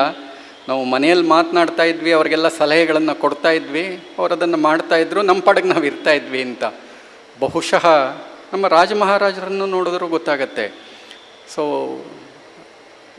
KRS ಕಟ್ಟುವಾಗ ಅದರ ಹಿನ್ನೆಲೆಯಲ್ಲಿ ವಿಶ್ವೇಶ್ವರಯ್ಯವ್ರು ಹೇಗೆಯಾರೋ, ಕೃಷ್ಣರಾಜ ಒಡೆಯರ್ ಹೇಗೆಯಾರೋ, ಹಾಗೆಯೇ ಅವರ ರಾಣಿ ಆ ಕಾಲದಲ್ಲಿ ತನ್ನ ಒಡವೆಗಳನ್ನು ಮಾರಿ ಆ ಜನೋಪಯೋಗಿಯಾದ ಕೆಲಸಕ್ಕೆ ಕೊಟ್ಟಂಥ ಒಂದು ಇತಿಹಾಸ ನಮ್ಮಲ್ಲಿದೆ. ನಮ್ಮಲ್ಲಿ ಜಾನಪದ ಪರಂಪರೆಯನ್ನು ನೋಡಿದರೆ ಸ್ತ್ರೀ ಸಂಕುಲ ಹೇಗೆ ಈ ಸಮಾಜದ ಬೆಳವಣಿಗೆಯಲ್ಲಿ ತನ್ನ ಪಾತ್ರವನ್ನು ನಿರ್ವಹಿಸ್ಕೊಂಡು ಬಂದಿದೆ ಅನ್ನೋದನ್ನು ನಾವು ಗಮನಿಸಿದ್ದೀವಿ. ಅದು ಕೂಡ ಈ ಸಂದರ್ಭದಲ್ಲಿ ಗೌರವದಿಂದ, ಕೃತಜ್ಞತೆಯಿಂದ ನಾವು ನೆನಪಿಸ್ಕೋಬಹುದಾದ್ದು ಅಂತ ಅನಿಸುತ್ತೆ. ಹೀಗಾಗಿ ಈ ಹೊತ್ತು ಧರ್ಮಸ್ಥಳದ ನಡಿಗೆ ಸಮಾಜದ ಕಡೆಗೆ, ಸಮಾಜದ ಉನ್ನತಿಯನ್ನು ಬಯಸುವ ಕಡೆಗೆ ಧರ್ಮಸ್ಥಳ ಇದೆ. ಒಂದು ಸರ್ಕಾರ ಮಾಡಬಹುದಾದ ಕೆಲಸವನ್ನು, ಅನೇಕ ಸಂಘ ಸಂಸ್ಥೆಗಳು ಮಾಡಬಹುದಾದ ಕೆಲಸವನ್ನು ಇವತ್ತು ಧರ್ಮಸ್ಥಳ ಧರ್ಮದ ಹೆಸರಿನಲ್ಲಿ ಮಾಡ್ತಾ ಇದೆ ಅನ್ನುವಂಥದ್ದು ಬಹಳ ಮುಖ್ಯ ಅಂತ ನನಗನ್ನಿಸಿದೆ. ಸ್ನೇಹಿತರೆ, ಹೆಚ್ಚು ಸಮಯ ತಗೊಳ್ಳೋದಿಲ್ಲ, ಇನ್ನೊಂದು 5-10 ನಿಮಿಷ ತಗೊಂಡು ಸಾಹಿತ್ಯಕ್ಕೂ ಧರ್ಮಕ್ಕೂ ಇರುವ ಸಂಬಂಧ, ಯಾಕೆಂದರೆ ಇದು ಸಾಹಿತ್ಯ ಸಮ್ಮೇಳನ, ಆದ್ದರಿಂದ ಸಾಹಿತ್ಯಕ್ಕೂ ಧರ್ಮಕ್ಕೂ ಇರುವ ಸಂಬಂಧ ಏನು ಅನ್ನೋದಕ್ಕೆ 2 ಉದಾಹರಣೆಗಳನ್ನು ಮಾತ್ರ ನಾನು ಕೊಟ್ಟು ಪದಾರ್ಥವನ್ನು ಒದಗಿಸುವಂಥದ್ದು. ಇದೆಲ್ಲ ಯಾವುದೋ ಕಾಲದ ತಂತ್ರಜ್ಞಾನದಿಂದ ಇವತ್ತು ಸಾಧ್ಯ ಆಗೋದಿಲ್ಲ. ಆಧುನಿಕ ತಂತ್ರಜ್ಞಾನವನ್ನು ಅಳವಡಿಸ್ಕೊಳ್ಳದೇ ಇದ್ದರೆ ಈ ಎಲ್ಲವನ್ನು ನಿರ್ವಹಿಸೋದು ಎಷ್ಟು ಕಷ್ಟ ಅಂತ ನಮಗೆ ಗೊತ್ತು. ಹೀಗಾಗಿ ಪರಂಪರೆಗೆ ಆಧುನಿಕತೆಯ ಸ್ಪರ್ಶವನ್ನು ಇವರು ನೀಡ್ಯಾರೆ ಎನ್ನುವಂಥದ್ದು ಬಹಳ ಮುಖ್ಯ. ಇದು ಸಾಧ್ಯ ಆಗೋದು ಎರಡು ಸಂಗತಿಯಿಂದ ಅಂತ ನಾನು ಹೇಳಿದೆ. ಹೆಗಡೆಯವರ ವೈಶಿಷ್ಟ್ಯ ಅದು ಅಂತ. ಒಂದು, ಯಾವುದೇ ಕೆಲಸಕ್ಕೆ ಅವರು ಪ್ರತಿಭಾವಂತರನ್ನು ಗುರುತಿಸಿ ಅಲ್ಲಿಗೆ ನಿಯೋಜಿಸ್ತಾರೆ, ಸಮರ್ಥರನ್ನು ನಿಯೋಜಿಸ್ತಾರೆ. ಇವತ್ತು ನಮ್ಮೆಲ್ಲ ಕಡೆ ಏನಾಗಿದೆ ಅಂತಂದರೆ ಕುಬ್ಜರನ್ನು, ಅಯೋಗ್ಯರನ್ನು, ಅಸಮರ್ಥರನ್ನು ನಾವು ನೋಡ್ತಾ ಇದ್ದೀವಿ. ಯಾವುದೇ ಸಂಸ್ಥೆ ವ್ಯಕ್ತಿಗಳಿಂದ, ಪ್ರತಿಭಾವಂತರಿಂದ ಇರುತ್ತೆ ಹೊರತು, ನಾವು ಮೈಸೂರು ಯೂನಿವರ್ಸಿಟಿನ ಒಂದು ಕಾಲಕ್ಕೆ ಯಾರಿಂದ ಗುರುತಿಸ್ತಾ ಇದ್ವಿ ಅಂದರೆ ಅಲ್ಲಿದ್ದ ಪ್ರೊಫೆಸರ್ಗಳಿಂದ ಗುರುತಿಸ್ತಾ ಇದ್ವಿ. ಯಾವುದೇ ವಿಶ್ವವಿದ್ಯಾಲಯ, ನಾನು ಸ್ಟ್ಯಾನ್ಫರ್ಡ್ ಯೂನಿವರ್ಸಿಟಿಗೆ ಹೋಗಿದ್ದೆ. ಸ್ಟ್ಯಾನ್ಫರ್ಡ್ ಯೂನಿವರ್ಸಿಟಿಲಿ ಹೋದಾಗ ಅಲ್ಲಿ 2 ದಿವಸ ಅಲ್ಲಿ ಅಧ್ಯಯನ ಮಾಡಿದೆ. ನಾನು ಹೋಗಿದ್ದ ಸಂದರ್ಭದಲ್ಲಿ 29 ಜನ ನೊಬೆಲ್ ಲಾರೆಟ್ಸ್ ಆ ಯೂನಿವರ್ಸಿಟಿಯಲ್ಲಿ ಕೆಲಸ ಮಾಡ್ತಾಯಿದ್ರು. 29 ನೊಬೆಲ್ ಲಾರೆಟ್ಸ್ ಆ ವಿಶ್ವವಿದ್ಯಾಲಯದಲ್ಲಿ ಕೆಲಸ ಮಾಡ್ತಾಯಿದ್ರು. ಭಾರತೀಯ ಸಂದರ್ಭದಲ್ಲಿ ನೋಡಿ, ಜಗತ್ತಿನ ಪ್ರಮುಖ 100 ವಿಶ್ವವಿದ್ಯಾಲಯಗಳಲ್ಲಿ ಭಾರತದ ಒಂದೂ ವಿಶ್ವವಿದ್ಯಾಲಯ ಇಲ್ಲ ಅನ್ನೋದು ನಮ್ಮ ಸ್ಥಿತಿಯನ್ನು ಕೂಡ ಸೂಚಿಸುತ್ತೆ. ನಾವು ಸುಮ್ಮನೆ ಬುರುಡೆ ಬಿಡ್ತಾ ಇರ್ತೀವಿ, ಜಗತ್ ಪ್ರಸಿದ್ಧ ಹಾಗೆ ಹೀಗೆ ಭಾರತೀಯ ಅಂತ. ಬಟ್ ನಾವೆಲ್ಲಿದ್ದೀವಿ ಅನ್ನೋದನ್ನು ಜಾಗತಿಕ ನೆಲೆಯಲ್ಲಿ ನೋಡಿದಾಗ ನಮ್ಮ ಸ್ಥಿತಿ ಏನು ಅಂತ ಅನೇಕ ಸಂದರ್ಭಗಳಲ್ಲಿ ಗೊತ್ತಾಗ್ತಾ ಹೋಗುತ್ತೆ.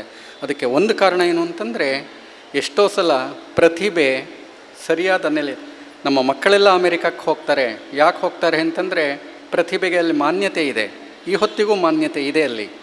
ಸೊ ಹೆಗ್ಡೆಯವರು ಹೀಗೆ ಪ್ರತಿಭೆಯನ್ನು ಗುರುತಿಸ್ತಾರೆ, ಸರಿಯಾದ ಕೆಲಸಕ್ಕೆ ಸರಿಯಾದವರನ್ನು ಆಯ್ಕೆ ಮಾಡ್ತಾರೆ. ಈ ಎಲ್ಲ ಸಂಗತಿಗಳು ಇಲ್ಲಿಯ ಯಶಸ್ಸಿಗೆ ಕಾರಣ ಆಗಿದೆ ಅನ್ನೋದನ್ನು ನಾವು ಗುರುತಿಸೋಕೆ ಸಾಧ್ಯ ಆಗಬೇಕು. ಇವತ್ತು ಚತುರ್ಧಾನ ಪರಂಪರೆಯ ಬಗ್ಗೆ ನಾವೆಲ್ಲರೂ ಮಾತನಾಡ್ತೀವಿ. ರಂಗನಾಥ್ ಕೂಡ ಹೇಳಿದರು, ಮೂಲ ಆಶಯವೇ ಧರ್ಮಸ್ಥಳದ್ದು ಈ ಚತುರ್ಧಾನ ಪರಂಪರೆ. ಬಹುಶಃ ಎಂಥ ದೊಡ್ಡ ಮನಸ್ಸು ಈ ಚತುರ್ಧಾನ ಪರಂಪರೆಯನ್ನು ರೂಪಿಸ್ತು ಅಂತ ಇವತ್ತು ನೆನಪಿಸ್ಕೊಂಡ್ರೆ ನನಗೆ ಶಿರಸಾಷ್ಟಾಂಗ ನಮಸ್ಕಾರವನ್ನು ಆ ಪ್ರತಿಭೆಗೆ ಮಾಡಬೇಕು ಅಂತ ಅನಿಸುತ್ತೆ. ಸಮಾಜದಲ್ಲಿ ಬಹಳ ಮುಖ್ಯವಾಗಿರುವಂಥದ್ದು ಈ 4 ದಾನಗಳು: ಅನ್ನದಾನ, ವಿದ್ಯಾದಾನ, ಔಷಧದಾನ, ಅಭಯದಾನ. ಬದುಕಿಗೆ ಬಹಳ ಮುಖ್ಯ ಆಗಿರುವಂಥದ್ದು 2 ಕ್ಷೇತ್ರಗಳು, ಒಂದು ಶಿಕ್ಷಣ, ಇನ್ನೊಂದು ಆರೋಗ್ಯ. ಎರಡೂ ಒಂದು ರೀತಿ ಒಂದು ಕಾಲಕ್ಕೆ ಸೇವಾ ವಲಯಗಳಾಗಿತ್ತು. ನಮ್ಮ ಕಾಲದಲ್ಲಿ ಈ ಎರಡೂ ಉದ್ಯಮಗಳಾಗೋಯಿತು. ವಿದ್ಯೆನೂ ಉದ್ಯಮವಾಗೋಯ್ತು, ಇವತ್ತು ಆರೋಗ್ಯವೂ ಉದ್ಯಮವಾಗಿ ರೂಪಾಂತರ ಆಗೋಯಿತು. ಇವತ್ತು ಗಮನಿಸಿ, ಹಣ ಮಾಡಬೇಕು ಅನ್ನೋ ಹಾಗಿದ್ದರೆ ನಮ್ಮ ಎಲ್ಲ ಜನಪ್ರತಿನಿಧಿಗಳು, ಉದ್ಯಮಿಗಳು ಎಲ್ಲರದ್ದು ಒಂದೊಂದು ಆಸ್ಪತ್ರೆ ಇದೆ, ಒಂದೊಂದು ಕಾಲೇಜ್ ಇದೆ. ಕಾಲೇಜ್ ಯಾಕೆ ಮಾಡ್ತಾರೆ ಅಂತಂದರೆ, ಆಸ್ಪತ್ರೆ ಯಾಕೆ ಕಟ್ಟಿಸ್ತಾರೆ ಅಂದರೆ ಸೇವೆಗೆ ಅಂತಲ್ಲ, ಹಣವನ್ನು ಮಾಡಬಹುದು ಅಂತ ಕಟ್ಟಿಸ್ತಾ ಹೋಗ್ತಿದ್ದಾರೆ. ಇಂಥ ಹೊತ್ತಲ್ಲಿ ಒಂದು ಕಾಲದಲ್ಲಿ ಸೇವಾ ವಲಯವಾಗಿ, ಅಥವಾ ಇವತ್ತು ಧರ್ಮಸ್ಥಳ ವಿದ್ಯೆಯನ್ನು, ಔಷಧವನ್ನು ಸೇವಾ ವಲಯವನ್ನಾಗಿ ಕಾಪಾಡ್ತಾ ಇದೆಯಲ್ಲ, ಇದು ಬಹುಶಃ ಬಹಳ ದೊಡ್ಡ ಸಂಗತಿ ಅಂತ ಹೇಳಿ ನಾನು ಭಾವಿಸಿದ್ದೇನೆ. ಅದರ ಜೊತೆಗೆ ಅನ್ನದಾನ, ಅದು ನಿಜವಾಗಿಯೂ ನಾವು ಏನೇ ಯಾರನ್ನೇ ಎಷ್ಟೇ ಬೇರೆದನ್ನು ಕೊಟ್ಟು ತೃಪ್ತಿಪಡಿಸ್ಲಿಕ್ಕಾಗೋದಿಲ್ಲ. ಆದರೆ ಹಸಿವನ್ನು ತೃಪ್ತಿಪಡಿಸಿದರೆ ಅವ್ರು ನಿಜವಾಗಿಯೂ ತೃಪ್ತಿ ಪಡ್ತಾರೆ ಎನ್ನುವ ಒಂದು ಮಾತಿದೆ. ಹಾಗೆಯೇ ಅಭಯದಾನ ಅನ್ನುವಂಥದ್ದು ಬಹುಶಃ ನೊಂದ ಮನಸ್ಸಿಗೆ, ಹಸಿದ ಹೊಟ್ಟೆಗೆ ಆಹಾರ ತೃಪ್ತಿಪಡಿಸ್ಬೋದು, ನೊಂದ ಮನಸ್ಸಿಗೆ ಆಹಾರ ಸಾಲೋದಿಲ್ಲ. ನೊಂದ ಮನಸ್ಸಿಗೆ ಒಂದು ಸಾಂತ್ವನ ಬೇಕಾಗತ್ತೆ, ಒಂದು ಅಭಯ ಬೇಕಾಗತ್ತೆ. ಅದಕ್ಕೆ ನಾವು ಸಂಕಟ ಬಂದಾಗ ವೆಂಕಟರಮಣ, ನಮಗೆ ನೋವು ಬಂದಾಗ ಒಂದು ಆಸರೆ ಬೇಕಾಗತ್ತೆ, ಒಂದು ಶಕ್ತಿ ಬೇಕಾಗತ್ತೆ ನಮಗೆ. ಆ ಶಕ್ತಿಯ ರೂಪದಲ್ಲಿ ವೀರೇಂದ್ರ ಹೆಗ್ಗಡೆಯವರು ಒಂದು ಅಭಯವನ್ನು ನೀಡ್ತಾರಲ್ಲ, ನಿನಗೆ ಒಳ್ಳೆಯದಾಗಲಿ ಅಂತ. ಅದು ದಾನ ನ್ಯಾಯ ಕೂಡ ಹೌದು ಅಂತ ಹೇಳಿ, ಅದೊಂದು ಭಾರತೀಯದ ಬಹಳ ದೊಡ್ಡ ಪರಂಪರೆ. ಆಧುನಿಕ ಪರಂಪರೆಯಲ್ಲಿ ನಮ್ಮಲ್ಲೊಂದು ಮಾತಿದೆ, ನ್ಯಾಯಕ್ಕಾಗಿ ನೀವು ಕೋರ್ಟ್ಗೆ ಹೋಗಿ ಗೆದ್ದವನು ಸೋತವನು ಸತ್ತ ಅಂತ. ಅಂದರೆ ನ್ಯಾಯ ಪಾಲನೆ ಹೇಗಾಗ್ಬಿಟ್ಟಿದೆ ನಮ್ಮ ಕೋರ್ಟ್ಗಳಲ್ಲಿ ಅಂತಂದರೆ, ಜಗಳ ಆಡಬೇಡ, ಸುಳ್ಳು ಹೇಳಬೇಡ ಅಂತ ನಾವು ವಕೀಲರಿಗೆ ಹೇಳೋಕ್ಕಾಗತ್ತಾ ಅಂತ ಹೇಳಿದ್ರಲ್ಲ, ನಿಜ ಆ ಮಾತು. ನೀವೆಲ್ಲ ಆರೋಗ್ಯವಾಗಿರಿ ಅಂತ ಯಾವ ಡಾಕ್ಟ್ರು ಹೇಳೋದಿಲ್ಲ. ನೀವು ರೋಗಿಗಳಾಗಿದ್ದರೆ ನಮಗೆ ಬಿಸ್ನೆಸ್ ಅನ್ನೋ ಹಂತವನ್ನು ನಾವು ತಲುಪಿದ್ದೀವಿ. ಒಂದು ಕಾಲಕ್ಕೆ ವೈದ್ಯರನ್ನು ದೇವರು ಅಂತ ಕರೀತಾ ಇದ್ವಲ್ಲ, ಆ ಪರಿಕಲ್ಪನೆಗೂ ಈ ಹೊತ್ತಿಗೂ ಇರೋ ವ್ಯತ್ಯಾಸವನ್ನು ಗಮನಿಸಬೇಕು. ಇಂಥ ಹೊತ್ತಲ್ಲಿ ಅಭಯದಾನ ಅನ್ನುವಂಥದ್ದು ನೊಂದ ಮನಸ್ಸಿಗೆ ಶಕ್ತಿಯನ್ನು, ಸಾಂತ್ವನವನ್ನು ನೀಡುವಂಥ ಒಂದು, ಅದಕ್ಕೆ ಅರ್ಹರಾಗಿರೋರು ಬೇಕು. ಯಾರ್ಯಾರೋ ಹೇಳಿದ್ರೆ ನಾವು ಕೇಳೋಕ್ಕೆ ಸಿದ್ಧ ಇಲ್ಲ, ಅಂಥದ್ದೊಂದು ದಾನವನ್ನು ನೀಡ್ತಿದ್ದಾರೆ ಅಂತ. ಬಟ್ ಈ ಹೊತ್ತು ನಂಗೆ ಅನಿಸುತ್ತೆ, ಹಿರಿಯರು ಹಾಕಿಕೊಟ್ಟ ಈ 4 ದಾನಗಳ ಜೊತೆಗೆ ಮತ್ತೊಂದು ದಾನವನ್ನು ವೀರೇಂದ್ರ ಹೆಗ್ಗಡೆಯವರು ಇವತ್ತು ಸೇರಿಸ್ಕೋಬೇಕು ಇದಕ್ಕೆ ಅಂತ, ಪಂಚದಾನ ಅಂತ ಇದಾಗಬೇಕು ಅಂತ ನನಗನ್ನಿಸ್ತಾ ಇದೆ. ಅದ್ಯಾವುದು ಅಂತಂದರೆ ಸ್ವಶಕ್ತಿ ದಾನ ಅಂತ. ಅನೇಕ ಗ್ರಾಮೀಣ ಪ್ರದೇಶದ ಯುವಕ ಯುವತಿಯರಲ್ಲಿ ಆತ್ಮವಿಶ್ವಾಸವನ್ನು ತುಂಬಿ ಸ್ವಉದ್ಯೋಗವನ್ನು ನೀವು ಮಾಡಿ ಅಂತ ಹೇಳಿ ಸ್ತ್ರೀ ಸಂಘಗಳ ಮೂಲಕ, ರೂಟ್ ಸೆಟ್ ಮೂಲಕ ಮಾಡ್ತಿರೋ ಕೆಲಸ ಇದೆಯಲ್ಲ, ಬಹುಶಃ ಇದಕ್ಕಿಂತ ಸಾರ್ಥಕವಾದ ಕೆಲಸವನ್ನು ನಾನು ಜಾಗತಿಕವಾಗಿ ಯಾವುದೇ ಧಾರ್ಮಿಕ ಸಂಸ್ಥೆಯಲ್ಲಿ ನಾನು ನೋಡಿಲ್ಲ. ಇದು ನನ್ನ ಖಚಿತವಾದ ನಿಲುವು ಇದು. ಅದರಿಂದನೇ ಈ ಹೊತ್ತು ಚತುರ್ದಾನಕ್ಕೆ ಬದಲಾಗಿ ಪಂಚದಾನ ಅನ್ನುವಂಥದ್ದು ಒಂದು. ಇನ್ನೊಂದು ಬಹಳ ಮುಖ್ಯವಾದ ಒಂದು ಘೋಷವಾಕ್ಯ ನನಗಿವತ್ತು ಅನ್ನಿಸ್ತಾ ಇರೋದು, ಧರ್ಮದ ನಡಿಗೆ ಸಮಾಜದ ಕಡೆಗೆ ಅಂತ. ಸಮಾಜ ಧರ್ಮಕ್ಕೆ ಬರಬೇಕು ಅಂತ ನಾವು ಬಯಸ್ತಾ ಇದ್ದೀವಿ. ಸಮಾಜ ಧರ್ಮಕ್ಕೆ ಬರುವಂಥದ್ದಲ್ಲ, ಧರ್ಮ ಸಮಾಜದ ಬಳಿಗೆ ಹೋಗಬೇಕಾಗಿದೆ. ಬಹಳ ಮುಖ್ಯ ಇದು. ಈ ಹೊತ್ತು ಧರ್ಮಸ್ಥಳದಲ್ಲಿ ಧರ್ಮದ ಸ್ವರೂಪ ಹೇಗಿದೆ ಅಂತಂದರೆ, ಕೇವಲ ಮಂಜುನಾಥನ ಆರಾಧನೆಯಲ್ಲಿ ಅಥವಾ ಜನರ ಮೌಢ್ಯವನ್ನು ಬಳಸ್ಕೊಂಡು ಇವತ್ತು ನಾವು ದೇವಸ್ಥಾನಗಳು ಕೆಲವೊಂದು ನೋಡ್ತೀವಿ, ಎಷ್ಟು ಆದಾಯ ಬಂತು, ಎಷ್ಟು ಕೋಟಿ ಬಂತು, ಹಾಗೆ ಯಾವುದು ಶ್ರೀಮಂತ ದೇವಾಲಯ. ಆಶ್ಚರ್ಯ ಆಗತ್ತೆ ನನಗೆ. ದೇವಾಲಯದ ಶ್ರೀಮಂತಿಕೆಯನ್ನು ಹಣದಿಂದ ಅಳೆಯೋದಾದರೆ ಒಬ್ಬ ವ್ಯಾಪಾರಿಗೂ ದೇವಸ್ಥಾನಕ್ಕೂ ವ್ಯತ್ಯಾಸ ಏನ್ರಿ? ಹಣದಿಂದ ನಾವು ಶ್ರೀಮಂತಿಕೆಯನ್ನು ಅಳೆಯೋಕ್ಕಾಗತ್ತಾ? ದೇವಸ್ಥಾನದ ಶ್ರೀಮಂತಿಕೆ ಜನರಿಗೆ ನೀನು ಎಷ್ಟು ಸಾರ್ಥಕವಾದ ಉಪಯುಕ್ತವಾದ ಕೆಲಸವನ್ನು ಮಾಡಿದೆ ಅನ್ನೋದ್ರ ಮೇಲೆ ಧರ್ಮದ ನೆಲೆಗಟ್ಟು ನಿಂತಿರುವಂಥದ್ದು.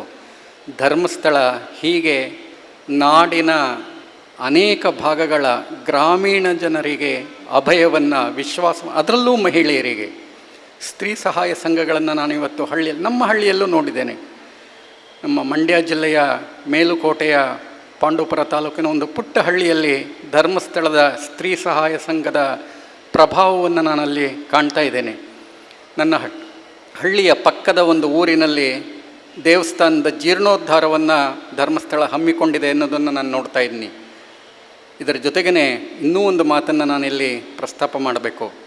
ಅದು ಧರ್ಮಸ್ಥಳದಲ್ಲಿ ಹೆಗ್ಗಡೆ ಪರಂಪರೆ ಒಂದಿದೆ, ಆದರೆ ಹೆಗ್ಗಡತಿ ಪರಂಪರೆಯೊಂದನ್ನು ಗುರುತಿಸಬೇಕಾಗಿದೆ ಹೆಗ್ಗಡೆಯವರೇ ನೀವು. ಇಲ್ಲದೇ ಇದ್ರೆ ಅದು ಅನ್ಯಾಯ ಮಾಡಿದಾಗತ್ತೆ ಅಂತ ನನಗೆ ಅನ್ನಿಸ್ತಾ ಇದೆ.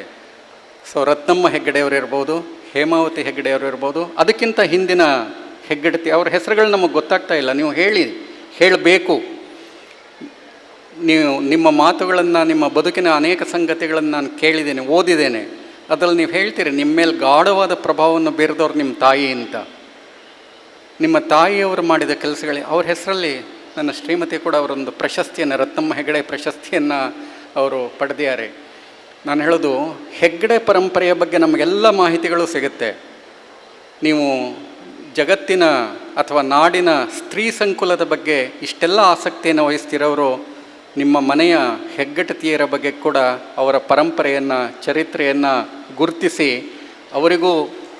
ಅದರಿಂದನೇ ನಂಗೆ ಅನ್ನಿಸ್ತು, ಹೇಮಾವತಿಯವರು ಇಲ್ಲಿ ಬಂದು ಅವ್ರು ಸಂಕೋಚ ಪಟ್ಕೊಳ್ತಾರೆ. ನೀವು ಸಂಕೋಚ ಪಟ್ಕೋಬಾರ್ದು ಹೇಮಾವತಿಯವರೇ, ನೀವು ಇಲ್ಲಿ ಬಂದು ಕೂತ್ಕೋಬೇಕು.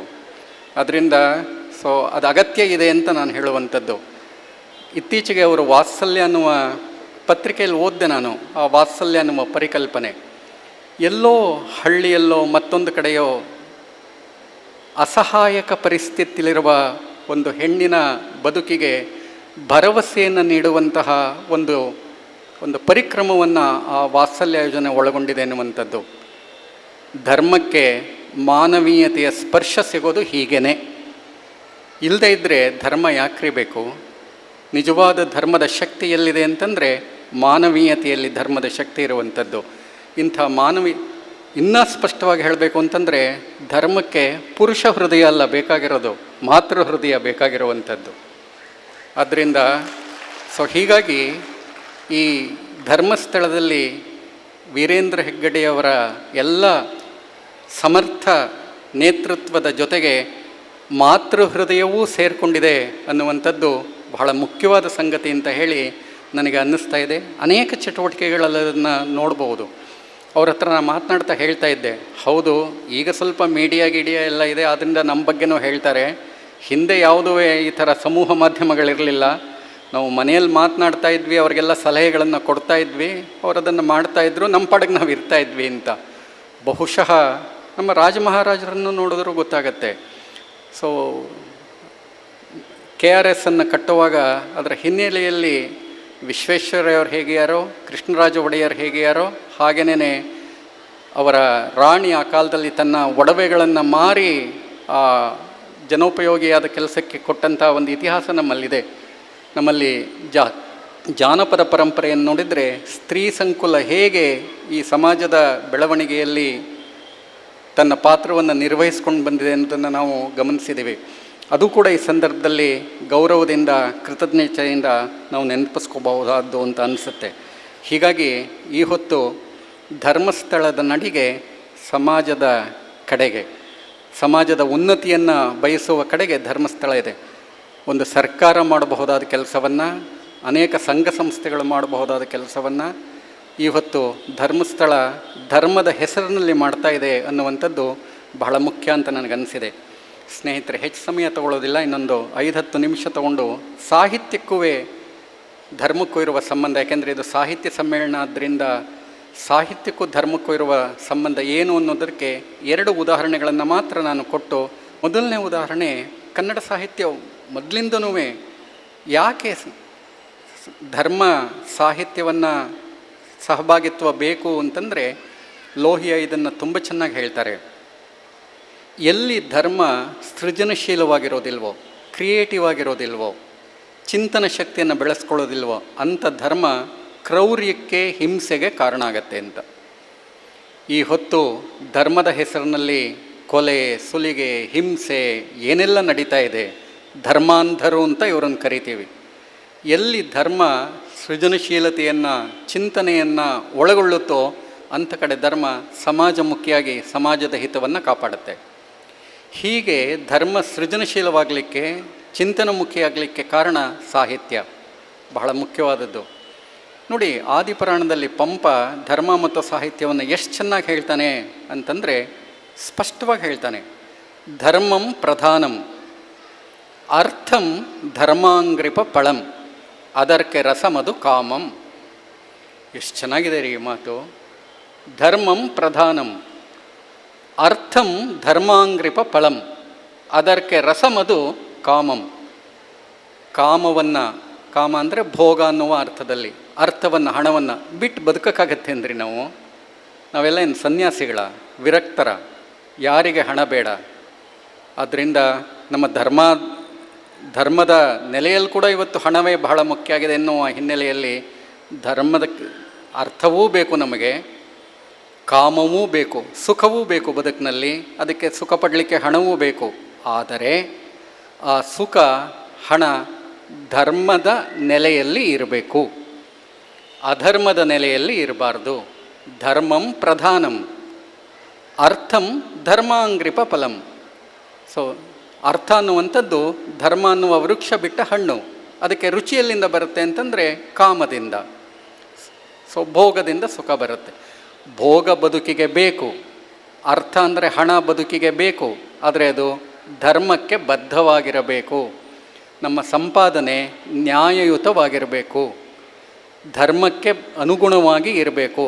ಆಗ ಅದು ಸಾರ್ಥಕವಾದದ್ದು. ಬಹುಶಃ ಈ ಹೊತ್ತು ನಮ್ಮ ಜನಪ್ರತಿನಿಧಿಗಳು, ರಾಜಕಾರಣಿಗಳು, ನಮ್ಮ ಉದ್ಯಮಿಗಳು ಈ ಮಾತನ್ನು ಸರಿಯಾದ ರೀತಿಯಲ್ಲಿ ಅಳವಡಿಸ್ಕೊಂಡ್ರೆ, ನೀವು ಹಣ ಸಂಪಾದನೆ ಮಾಡಬೇಡಿ ಅಂತ ನಾನು ಹೇಳೋದಿಲ್ಲ, ಸುಖವಾಗಿರಬೇಡಿ ಅಂತ ನಾವು ಹೇಳೋದಿಲ್ಲ, ಕಷ್ಟಪಡಿ ಅಂತ ಯಾರಾದರೂ ಹೇಳ್ತಾರಾ? ಬಡವರಾಗಿ ಅಂತ ಯಾರಾದರೂ ಹೇಳ್ತಾರಾ? ಅನುಕೂಲವಾಗಿರಿ. ಆದರೆ ಯಾವ ಹಾದಿಯಲ್ಲಿ ನೀವು ಹೋಗಬೇಕು, ಧರ್ಮ ಮಾರ್ಗದಲ್ಲಿ ಏನು ಬೇಕಾದರೂ ಸಂಪಾದನೆ ಮಾಡಿ. ಮಹಾರಾಷ್ಟ್ರದ ಸರ್ಕಾರದಲ್ಲಿ ಒಬ್ಬರು IAS ಆಫೀಸರು, ಆ ಕಾಲದ ಮುಖ್ಯಮಂತ್ರಿ ಒಬ್ಬರು, ನಾನು ಹೆಸರನ್ನು ಹೇಳೋದಿಲ್ಲ, ಇಬ್ಬರು ಕ್ಲಾಸ್ಮೇಟ್ಸು. ಸುಮಾರು ಒಬ್ಬ ಪ್ರತಿಭಾವಂತ ಫಸ್ಟ್ ರ್ಯಾಂಕ್ ಸ್ಟೂಡೆಂಟು, ಆತ IAS ಆಫೀಸರ್ ಆಗ್ತಾರೆ. ಇನ್ನೊಬ್ಬ ಸಾಮಾನ್ಯ ವಿದ್ಯಾರ್ಥಿ 2-3 ಸಲ ಫೇಲ್ ಆಗಿದ್ದ, ಆತ ರಾಜಕಾರಣಕ್ಕೆ ಹೋಗ್ತಾನೆ. 30 ಆತ ಮಂತ್ರಿ ಆಗ್ತಾರೆ, ಮುಖ್ಯಮಂತ್ರಿನೂ ಆಗ್ತಾರೆ. 30 ವರ್ಷ ಆಗುತ್ತೆ. ಅದಾದಮೇಲೆ ಅವರಿಬ್ಬರು ಗೆಳೆಯರು IAS ಆಫೀಸರು ಪ್ರತಿಭಾವಂತ ರಾಜಕಾರಣಿಯನ್ನು ಕೇಳ್ತಾರಂತೆ, ನೀನು ಇವತ್ತು ಸುಮಾರು ಆ ಕಾಲಕ್ಕೆ 300 ಕೋಟಿ ಆಸ್ತಿಯ ಒಡೆಯ. ನಾನೊಂದು ಫ್ಲ್ಯಾಟ್ ತೊಗೊಳಕ್ಕಾಗಿಲ್ಲ ಮುಂಬೈಯಲ್ಲಿ, ಹೇಗೆ ಸಂಪಾದನೆ ಮಾಡಿದೆ ಹೇಳ್ಕೊಡಪ್ಪ ನನಗೂ ಅಂತ. ನನಗೂ ಸಂಪಾದನೆ ಮಾಡಬೇಕು ಅಂತ ಆಸೆ, ಹೇಳ್ಕೊಡು ಅಂತ. ಇವತ್ತು ಸಾವಿರಾರು ಕೋಟಿ ರೂಪಾಯಿಯ ಒಡೆಯರನ್ನು ನಾವು ನೋಡ್ತೀವಲ್ಲ. ಒಂದು ಜೀವಮಾನದ ಅವಧಿಯಲ್ಲಿ ಇಷ್ಟೊಂದು ಹಣವನ್ನು ಸಂಪಾದನೆ ಮಾಡೋಕ್ಕೆ ಹೇಗ್ರಿ ಸಾಧ್ಯ? ಹೇಳ್ಕೊಡು ನನಗೂ. ನಾನು ಫಸ್ಟ್ ರ್ಯಾಂಕ್ ಸ್ಟೂಡೆಂಟು, ಆನರ್ಸಲ್ಲಿ first rank, MA first rank, 5 gold medal. ನನಗೂ ದುಡ್ಡು ಮಾಡಬೇಕು ಅಂತ ಆಸೆ ಇದೆ, ಚೆನ್ನಾಗಿರಬೇಕು ಅಂತ. ಈಗ ಪಂಪನ ಮಾತು ಎಷ್ಟು ಮುಖ್ಯ ಅಂತ ಗೊತ್ತಾಗುತ್ತೆ. ಧರ್ಮಂ ಪ್ರಧಾನಂ ಅರ್ಥಂ ಧರ್ಮಾಂಗ್ರಿಪ ಫಲಂ ಅದರ್ಕೆ ರಸಮದು ಕಾಮಂ. ಈಗ ಸಾಹಿತ್ಯ ಎಷ್ಟು ಮುಖ್ಯ ಅಂತ ನಮಗೆ ಗೊತ್ತಾಗುತ್ತೆ. ಇನ್ನೊಂದು ಉದಾಹರಣೆ ಕೊಡ್ತೀನಿ ನಾನು, ಬಸವಣ್ಣನ ಉದಾಹರಣೆ. ಎಷ್ಟು ಚೆನ್ನಾಗಿದೆ ಇದು. ನಿಜವಾಗಿಯೂ ಧರ್ಮ ಅಂದ್ರೇನು ಅಂತಂದರೆ, ಸಾಮಾಜಿಕ ಮೌಲ್ಯಗಳು ಧಾರ್ಮಿಕ ಮೌಲ್ಯಗಳಾಗಿ ರೂಪಾಂತರ ಆದಾಗ ಅದು ಧರ್ಮಕ್ಕೆ ಸಾರ್ಥಕತೆ. ಸಾಮಾಜಿಕ ಮೌಲ್ಯಗಳು ಧಾರ್ಮಿಕ ಮೌಲ್ಯಗಳಾಗಿ ರೂಪಾಂತರ ಆಗಬೇಕು. ಕಳಬೇಡ, ಕೊಲಬೇಡ, ಹುಸಿಯ ನುಡಿಯಲು ಬೇಡ, ತನ್ನ ಬಣ್ಣಿಸಬೇಡ, ಇದಿರ ಹಳಿಯಲು ಬೇಡ. ಇದೇ ಅಂತರಂಗ ಶುದ್ಧಿ, ಇದೇ ಬಹಿರಂಗ ಶುದ್ಧಿ. ಕಡೆ ಸಾಲು ಇಂಪಾರ್ಟೆಂಟು. ಯಾವಾಗಲೂ ವಚನಗಳಲ್ಲಿ ಕಡೆಯ ಸಾಲಿನಲ್ಲೇ ಅದರ ಅರ್ಥ ಇರೋದು. ಇದೇ ನಮ್ಮ ಕೂಡಲ ಸಂಗಮ ದೇವನ ಒಲಿಸುವ ಪರಿ. ಕೂಡಲ ಸಂಗಮ ದೇವ ಸಾಕ್ಷಾತ್ಕಾರ ಆಗೋದು ನೀವು ಪೂಜೆ ಮಾಡೋದ್ರಿಂದಲ್ಲ. ಯಾವುದರಿಂದ? ಕಳಬೇಡ, ಕೊಲಬೇಡ, ಹುಸಿಯ ನುಡಿಯಲು ಬೇಡ, ತನ್ನ ಬಣ್ಣಿಸಬೇಡ, ಇದಿರ ಹಳಿಯಲು ಬೇಡ. ಇದನ್ನು ನೀನು ಪಾಲಿಸಿದ್ರೆ ಇದೇ ನಮ್ಮ ಕೂಡಲ ಸಂಗಮ ದೇವನ ಒಲಿಸುವ ಪರಿ. ನಿಜವಾಗಿಯೂ ನನಗೆ ಈ ಸಾಲುಗಳನ್ನು ಓದಿದಾಗ, ಇಲ್ಲಿ ಸಲ್ಲುವರು ಅಲ್ಲಿಯೂ ಸಲ್ಲುವರು. ಎಷ್ಟು ಒಳ್ಳೆ ಮಾತ್ರಿ. ಇಲ್ಲಿ ಸಲ್ಲುವರು ಅಲ್ಲಿಯೂ ಸಲ್ಲುವರು. ನೀವು ವಚನ ಸಾಹಿತ್ಯವನ್ನು ಏನಾದರೂ ಓದಿದರೆ ಬಹುಶಃ ನಮ್ಮಲ್ಲಿ ಸಾಮಾಜಿಕ ಮೌಲ್ಯವನ್ನು ನಾವು ಸರಿಯಾಗಿ ಕಾಪಾಡೋಕ್ಕೆ ಸಾಧ್ಯ ಆಯಿತು ಅಂತಂದರೆ ಅದೇ ನಿಜವಾದ ಧರ್ಮ. ಧರ್ಮದ ವ್ಯಾಖ್ಯಾನ ಯಾವುದೋ ಧರ್ಮಗ್ರಂಥಗಳಲ್ಲಿಲ್ಲ. ಸಮಾಜದ ನಡವಳಿಕೆಯನ್ನು ನೀವು ಹಸನುಗೊಳಿಸೋಕ್ಕೆ ಸಾಧ್ಯ ಆಯಿತು ಅಂತಂದರೆ. ನಿಜವಾಗಿಯೂ ಈ ಹೊತ್ತು ಧರ್ಮಸ್ಥಳ ಶ್ರೀ ಕ್ಷೇತ್ರ ಮಾಡ್ತಿರುವ ಬಹಳ ಮುಖ್ಯವಾದ್ದೇನು ಅಂತಂದರೆ, ಸಮಾಜದ ಜನರ ಬದುಕನ್ನು, ಅದು ಅವರ ಆರೋಗ್ಯ ಸ್ಥಿತಿ ಇರಬಹುದು, ಅಥವಾ ಅವರ ಶೈಕ್ಷಣಿಕ ಸ್ಥಿತಿ ಇರಬಹುದು, ಅವರಿಗೆ ಆತ್ಮವಿಶ್ವಾಸವನ್ನು ತುಂಬುವಂಥದ್ದಿರಬಹುದು, ಅವರ ಸಾಮಾಜಿಕ ನಡವಳಿಕೆ ಇರಬಹುದು. ಈ ಎಲ್ಲವೂ ಹಸನಾಗಬೇಕು ಅಂತ ಮಾಡ್ತಾ ಇರೋದು ಇದೆಯಲ್ಲ, ಇದೇ ಧರ್ಮದ ಪರಿಕಲ್ಪನೆ. ಧರ್ಮ ಅಂದರೆ ದೇವರ ಧರ್ಮಗ್ರಂಥಗಳಲ್ಲಿಲ್ಲ. ಸಮಾಜದ ಬದುಕನ್ನು ಹಸನು ಮಾಡುವ ಹಾಗೆ ನಡ್ಕೊಳ್ಳೋದೇ ಧರ್ಮ ಅನ್ನುವಂಥದ್ದು. ಈಗ ನೋಡಿ, ಸಾಮಾಜಿಕ ಮೌಲ್ಯ ಧಾರ್ಮಿಕ ಮೌಲ್ಯವಾಗಿ ರೂಪಾಂತರ ಆಗೋದು ಧರ್ಮದ ಪರಿಕಲ್ಪನೆ ಅಂತ. ಸ್ನೇಹಿತರೆ, ಮಾತನಾಡ್ತಾ ಹೋದರೆ ಅನೇಕ ವಿಚಾರಗಳನ್ನು ನನಗೆ ಹೇಳಲಿಕ್ಕಿಲ್ಲಿದೆ. ಇದನ್ನೆಲ್ಲ ನಾನು ಇನ್ನು ಕೆಲವು ಸಂಗತಿಗಳನ್ನು ಇಲ್ಲಿ ಬರುವಾಗ ನಾನು ಏನು ಮಾಡಿದೆ ಅಂದರೆ, ಮಾತು ಹಾಗೆ ಹೋಗುತ್ತೆ ಅಂತ ಹೇಳಿ ಅದನ್ನು ಬರವಣಿಗೆ ರೂಪದಲ್ಲೂ ಒಂದು ಪ್ರಿಂಟ್ ಮಾಡಿಸಿ ತಂದಿದ್ದೇನೆ. ಈಗ ನನ್ನ ಸ್ನೇಹಿತರು ಅದನ್ನು ಇಲ್ಲಿ ನಿಮಗೆ ಕೊಡ್ತಾರೆ. ಅದರಲ್ಲಿ ಕನ್ನಡ ಸಾಹಿತ್ಯ ಪರಂಪರೆಯಲ್ಲಿ ಹೇಗೆ ಧರ್ಮ ಬಂದಿದೆ ಅಂತ, ಒಂದು ವಚನ ಸಾಹಿತ್ಯದಲ್ಲಿ ಹೇಗಿದೆ, ಹರಿಹರ ರಾಘವಾಂಕರಲ್ಲಿ ಹೇಗಿದೆ, ಕುಮಾರವ್ಯಾಸನಲ್ಲಿ ಹೇಗಿದೆ, ಧರ್ಮದ ಆಧುನಿಕರಲ್ಲಿ ಧರ್ಮ ಹೇಗಿದೆ, ಕನ್ನಡ ಮನಸ್ಸು ಧರ್ಮವನ್ನು ಹೇಗೆ ಸ್ವೀಕರಿಸಿದೆ, ಚಿಂತನಶೀಲ ಸಂವೇದನಾಶೀಲ ಮನಸ್ಸು ಧರ್ಮವನ್ನು ಹೇಗೆ ಸ್ವೀಕರಿಸಿದೆ ಎನ್ನುವ ವಿಶ್ಲೇಷಣೆಯೊಂದನ್ನು ನನ್ನಲ್ಲಿ ಮಾಡುವ ಪ್ರಯತ್ನವನ್ನು ಮಾಡಿದ್ದೇನೆ. ಏಕೆಂದರೆ ಈ ಹೊತ್ತು ನಾವು ಧರ್ಮವನ್ನು ಬಿಟ್ಟು ಬದುಕೋಕ್ಕಾಗೋದಿಲ್ಲ. ಆದರೆ ನಮ್ಮ ಕಾಲದಲ್ಲಿ ಧರ್ಮ ಹೇಗಿರಬೇಕು, ನಾವು ನಮ್ಮ ಬದುಕಿಗೆ ಹಸನು ಮಾಡಿಕೊಳ್ಳಲಿಕ್ಕೆ ಧರ್ಮವನ್ನು ಹೇಗೆ ಸ್ವೀಕರಿಸಬೇಕು, ಈ ಚಿಂತನೆ ಅಗತ್ಯ ಇದೆ. ಅಂದರೆ ಒಂದೇ ಮಾತಲ್ಲಿ ಹೇಳೋದಾದರೆ, ಸಮಕಾಲೀನ ಸವಾಲುಗಳಿಗೆ ಧರ್ಮ ಉತ್ತರವನ್ನು ಕೊಡಬೇಕಿವತ್ತು. ಉತ್ತರ ಕೊಡೋಕ್ಕೆ ಸಾಧ್ಯನ ಧರ್ಮಕ್ಕೆ? ಅಂಥ ಧರ್ಮವೊಂದು ನಮಗೆ ಬೇಕಾಗಿದೆ, ಅಂಥ ಧರ್ಮದ ಅಗತ್ಯ ಇದೆ. ಅಂಥ ಧರ್ಮ ಯಾವುದು ಅಂತಂದರೆ, ಹೇಮಾವತಿಯವರು ರೂಪಿಸ್ತಿರುವಂಥ ವಾತ್ಸಲ್ಯದ ಇದೆಯಲ್ಲ, ಅದೇ ಮಾನವೀಯತೆಯ ಧರ್ಮ ಇದೆಯಲ್ಲ, ಅಂಥ ಧರ್ಮವೊಂದು ನಮಗೆ, ಅಂತಃಕರಣದ ಧರ್ಮವೊಂದು ನಮಗೆ ಬೇಕಾಗಿದೆ ಇವತ್ತು. ಸೊ ಹೀಗೆ ಕನ್ನಡ ಸಂವೇದನಾಶೀಲ ಮನಸ್ಸು ಒಂದು 1000 ವರ್ಷಗಳಿಂದ ಧರ್ಮದ ಬಗ್ಗೆ ಚಿಂತನೆ ಮಾಡಿದೆ. ನಾನೇನಿವತ್ತು ಹೊಸ ಮಾತುಗಳನ್ನೇನು ಹೇಳ್ತಾ ಇಲ್ಲ. ನಾನು ಏನೇನು ಮಾತನಾಡಿದ್ನೋ ಎಲ್ಲರೂ ನಮ್ಮ ಹಿರಿಯರು ಆಲೋಚನೆ ಮಾಡಿದ್ದನ್ನು ನಿಮಗೆ ಸಾರ ಸಂಗ್ರಹ ರೂಪದಲ್ಲಿ ಹೇಳ್ತಾ ಇದ್ದೀನಿ ಅಷ್ಟೇ. ಅದರಿಂದ ನನ್ನ ಈ ಮಾತುಗಳಲ್ಲಿ ಯಾವುದಾದ್ರೂ ನಿಮಗೆ ಇಷ್ಟವಾಗಿದ್ದರೆ, ಅಳವಡಿಸ್ಕೊಳ್ಬಹುದಾದ್ದು ಅನಿಸಿದರೆ, ಅದೆಲ್ಲ ನಮ್ಮ ಪರಂಪರೆಗೆ, ಹಿರಿಯರಿಗೆ ಸಲ್ಲಬೇಕಾಗಿರೋದು. ಅಂಥ ಎಲ್ಲ ಚೇತನಗಳಿಗೆ ನಾನು ನಮಸ್ಕರಿಸ್ತಾ ನನ್ನ ಮಾತನ್ನು ಮುಗಿಸ್ತೀನಿ. ನಮಸ್ಕಾರ. ಏಕೆಂದರೆ ನಾವೆಲ್ಲದಕ್ಕೂ ಹೆಗ್ಗಡೆಯವರನ್ನು ಹೇಳ್ತಾ ಇದ್ದೀವಿ. ನಿಜ, ಹೆಗ್ಗಡೆಯವರ ಮಾರ್ಗದರ್ಶನ, ನೇತೃತ್ವ ಇದೆ. ಅದರ ಹಿನ್ನೆಲೆಯಲ್ಲಿ ಕುಟುಂಬ ವಾತ್ಸಲ್ಯವೊಂದನ್ನು ಹೆಗ್ಗಡೆಯವರು ತುಂಬ ಜೋಪಾನವಾಗಿ ಕಾಪಾಡ್ಕೊಂಡು ಬಂದಿದ್ದಾರೆ. ಜಗತ್ತಿಗೆ ಭಾರತದ ಕೊಡುಗೆ ಏನಾದರೂ ಇದ್ದರೆ ಅದು ಕುಟುಂಬದ ಪರಿಕಲ್ಪನೆ ಜಗತ್ತಿಗೆ ಭಾರತದ ಕೊಡುಗೆ. ನಿಜವಾಗಿಯೂ ಹರ್ಷೇಂದ್ರ ಕುಮಾರ್ ಅವರು ಇರ್ಬೋದು, ಸುರೇಂದ್ರ ಕುಮಾರು, ರಾಜೇಂದ್ರ ಕುಮಾರ್ ಅವರು ಇದ್ದಾರೆ. ನಂಗೆ ಅಷ್ಟವರ ಚಟುವಟಿಕೆಗಳ ಬಗ್ಗೆ ಹೆಚ್ಚು ಗೊತ್ತಿಲ್ಲ, ಆದರೆ ನಿಮ್ಮಿಬ್ಬರ ಚಟುವಟಿಕೆ ಬಗ್ಗೆ ನಾನು ಸಾಕಷ್ಟು ಮಾಹಿತಿಯನ್ನು ಸಂಗ್ರಹಿಸಿದೆ. 2 ಸಶಕ್ತ ಬಾಹುಗಳ ರೀತಿಯಲ್ಲಿ ವೀರೇಂದ್ರ ಹೆಗ್ಗಡೆಯವರಿಗೆ ಇವರಿಬ್ಬರೂ ಸಹಕರಿಸ್ತಾ ಇದ್ದಾರೆ. ಮಾತ್ರ ಅಲ್ಲ, ಇಡೀ ಕುಟುಂಬ ಅವರ ಬೆಂಬಲಕ್ಕೆ ನಿಂತಿದೆ ಎನ್ನುವಂಥ ಸಂಗತಿಯೊಂದನ್ನು ನಾನು ಆ ಮಾಹಿತಿಯನ್ನು ಸಂಗ್ರಹಿಸಿದೆ. ನಿಜವಾಗಿ ನಾನು ಮೊದಲೇ ಹೇಳಿದಾಗೆ ಒಬ್ಬ ಸಾಹಿತಿಯ ಕೆಲಸ ಏನು ಅಂದರೆ ಸತ್ಯ ಶೋಧನೆ, ಹುಡ್ಕೊಂಡು ಹೋಗೋದು ಏನು ಅಂತ ಹೇಳಿ. ಸೊ ಹೀಗಾಗಿ ನಿಜವಾಗಿಯೂ ಹೆಗ್ಗಡೆಯವರ ಗೌರವ ಹೇಗೆ ಅವರ ಕುಟುಂಬದವರಿಗೆ ಸಲ್ಲಬೇಕೋ ಹಾಗೆಯೇ ಈ ಇಬ್ಬರು ಗೆಳೆಯರಿಗೂ ಅದು ಸಲ್ಲಬೇಕು ಅಂತ ಹೇಳೋದು ನನಗೆ ಅನ್ನಿಸ್ತಾ ಇದೆ. ಅದು ನನ್ನ ಕರ್ತವ್ಯ ಅಂತ ಹೇಳಿ ಅನ್ನಿಸ್ತಾ ಇದೆ. ನಮಸ್ಕಾರ.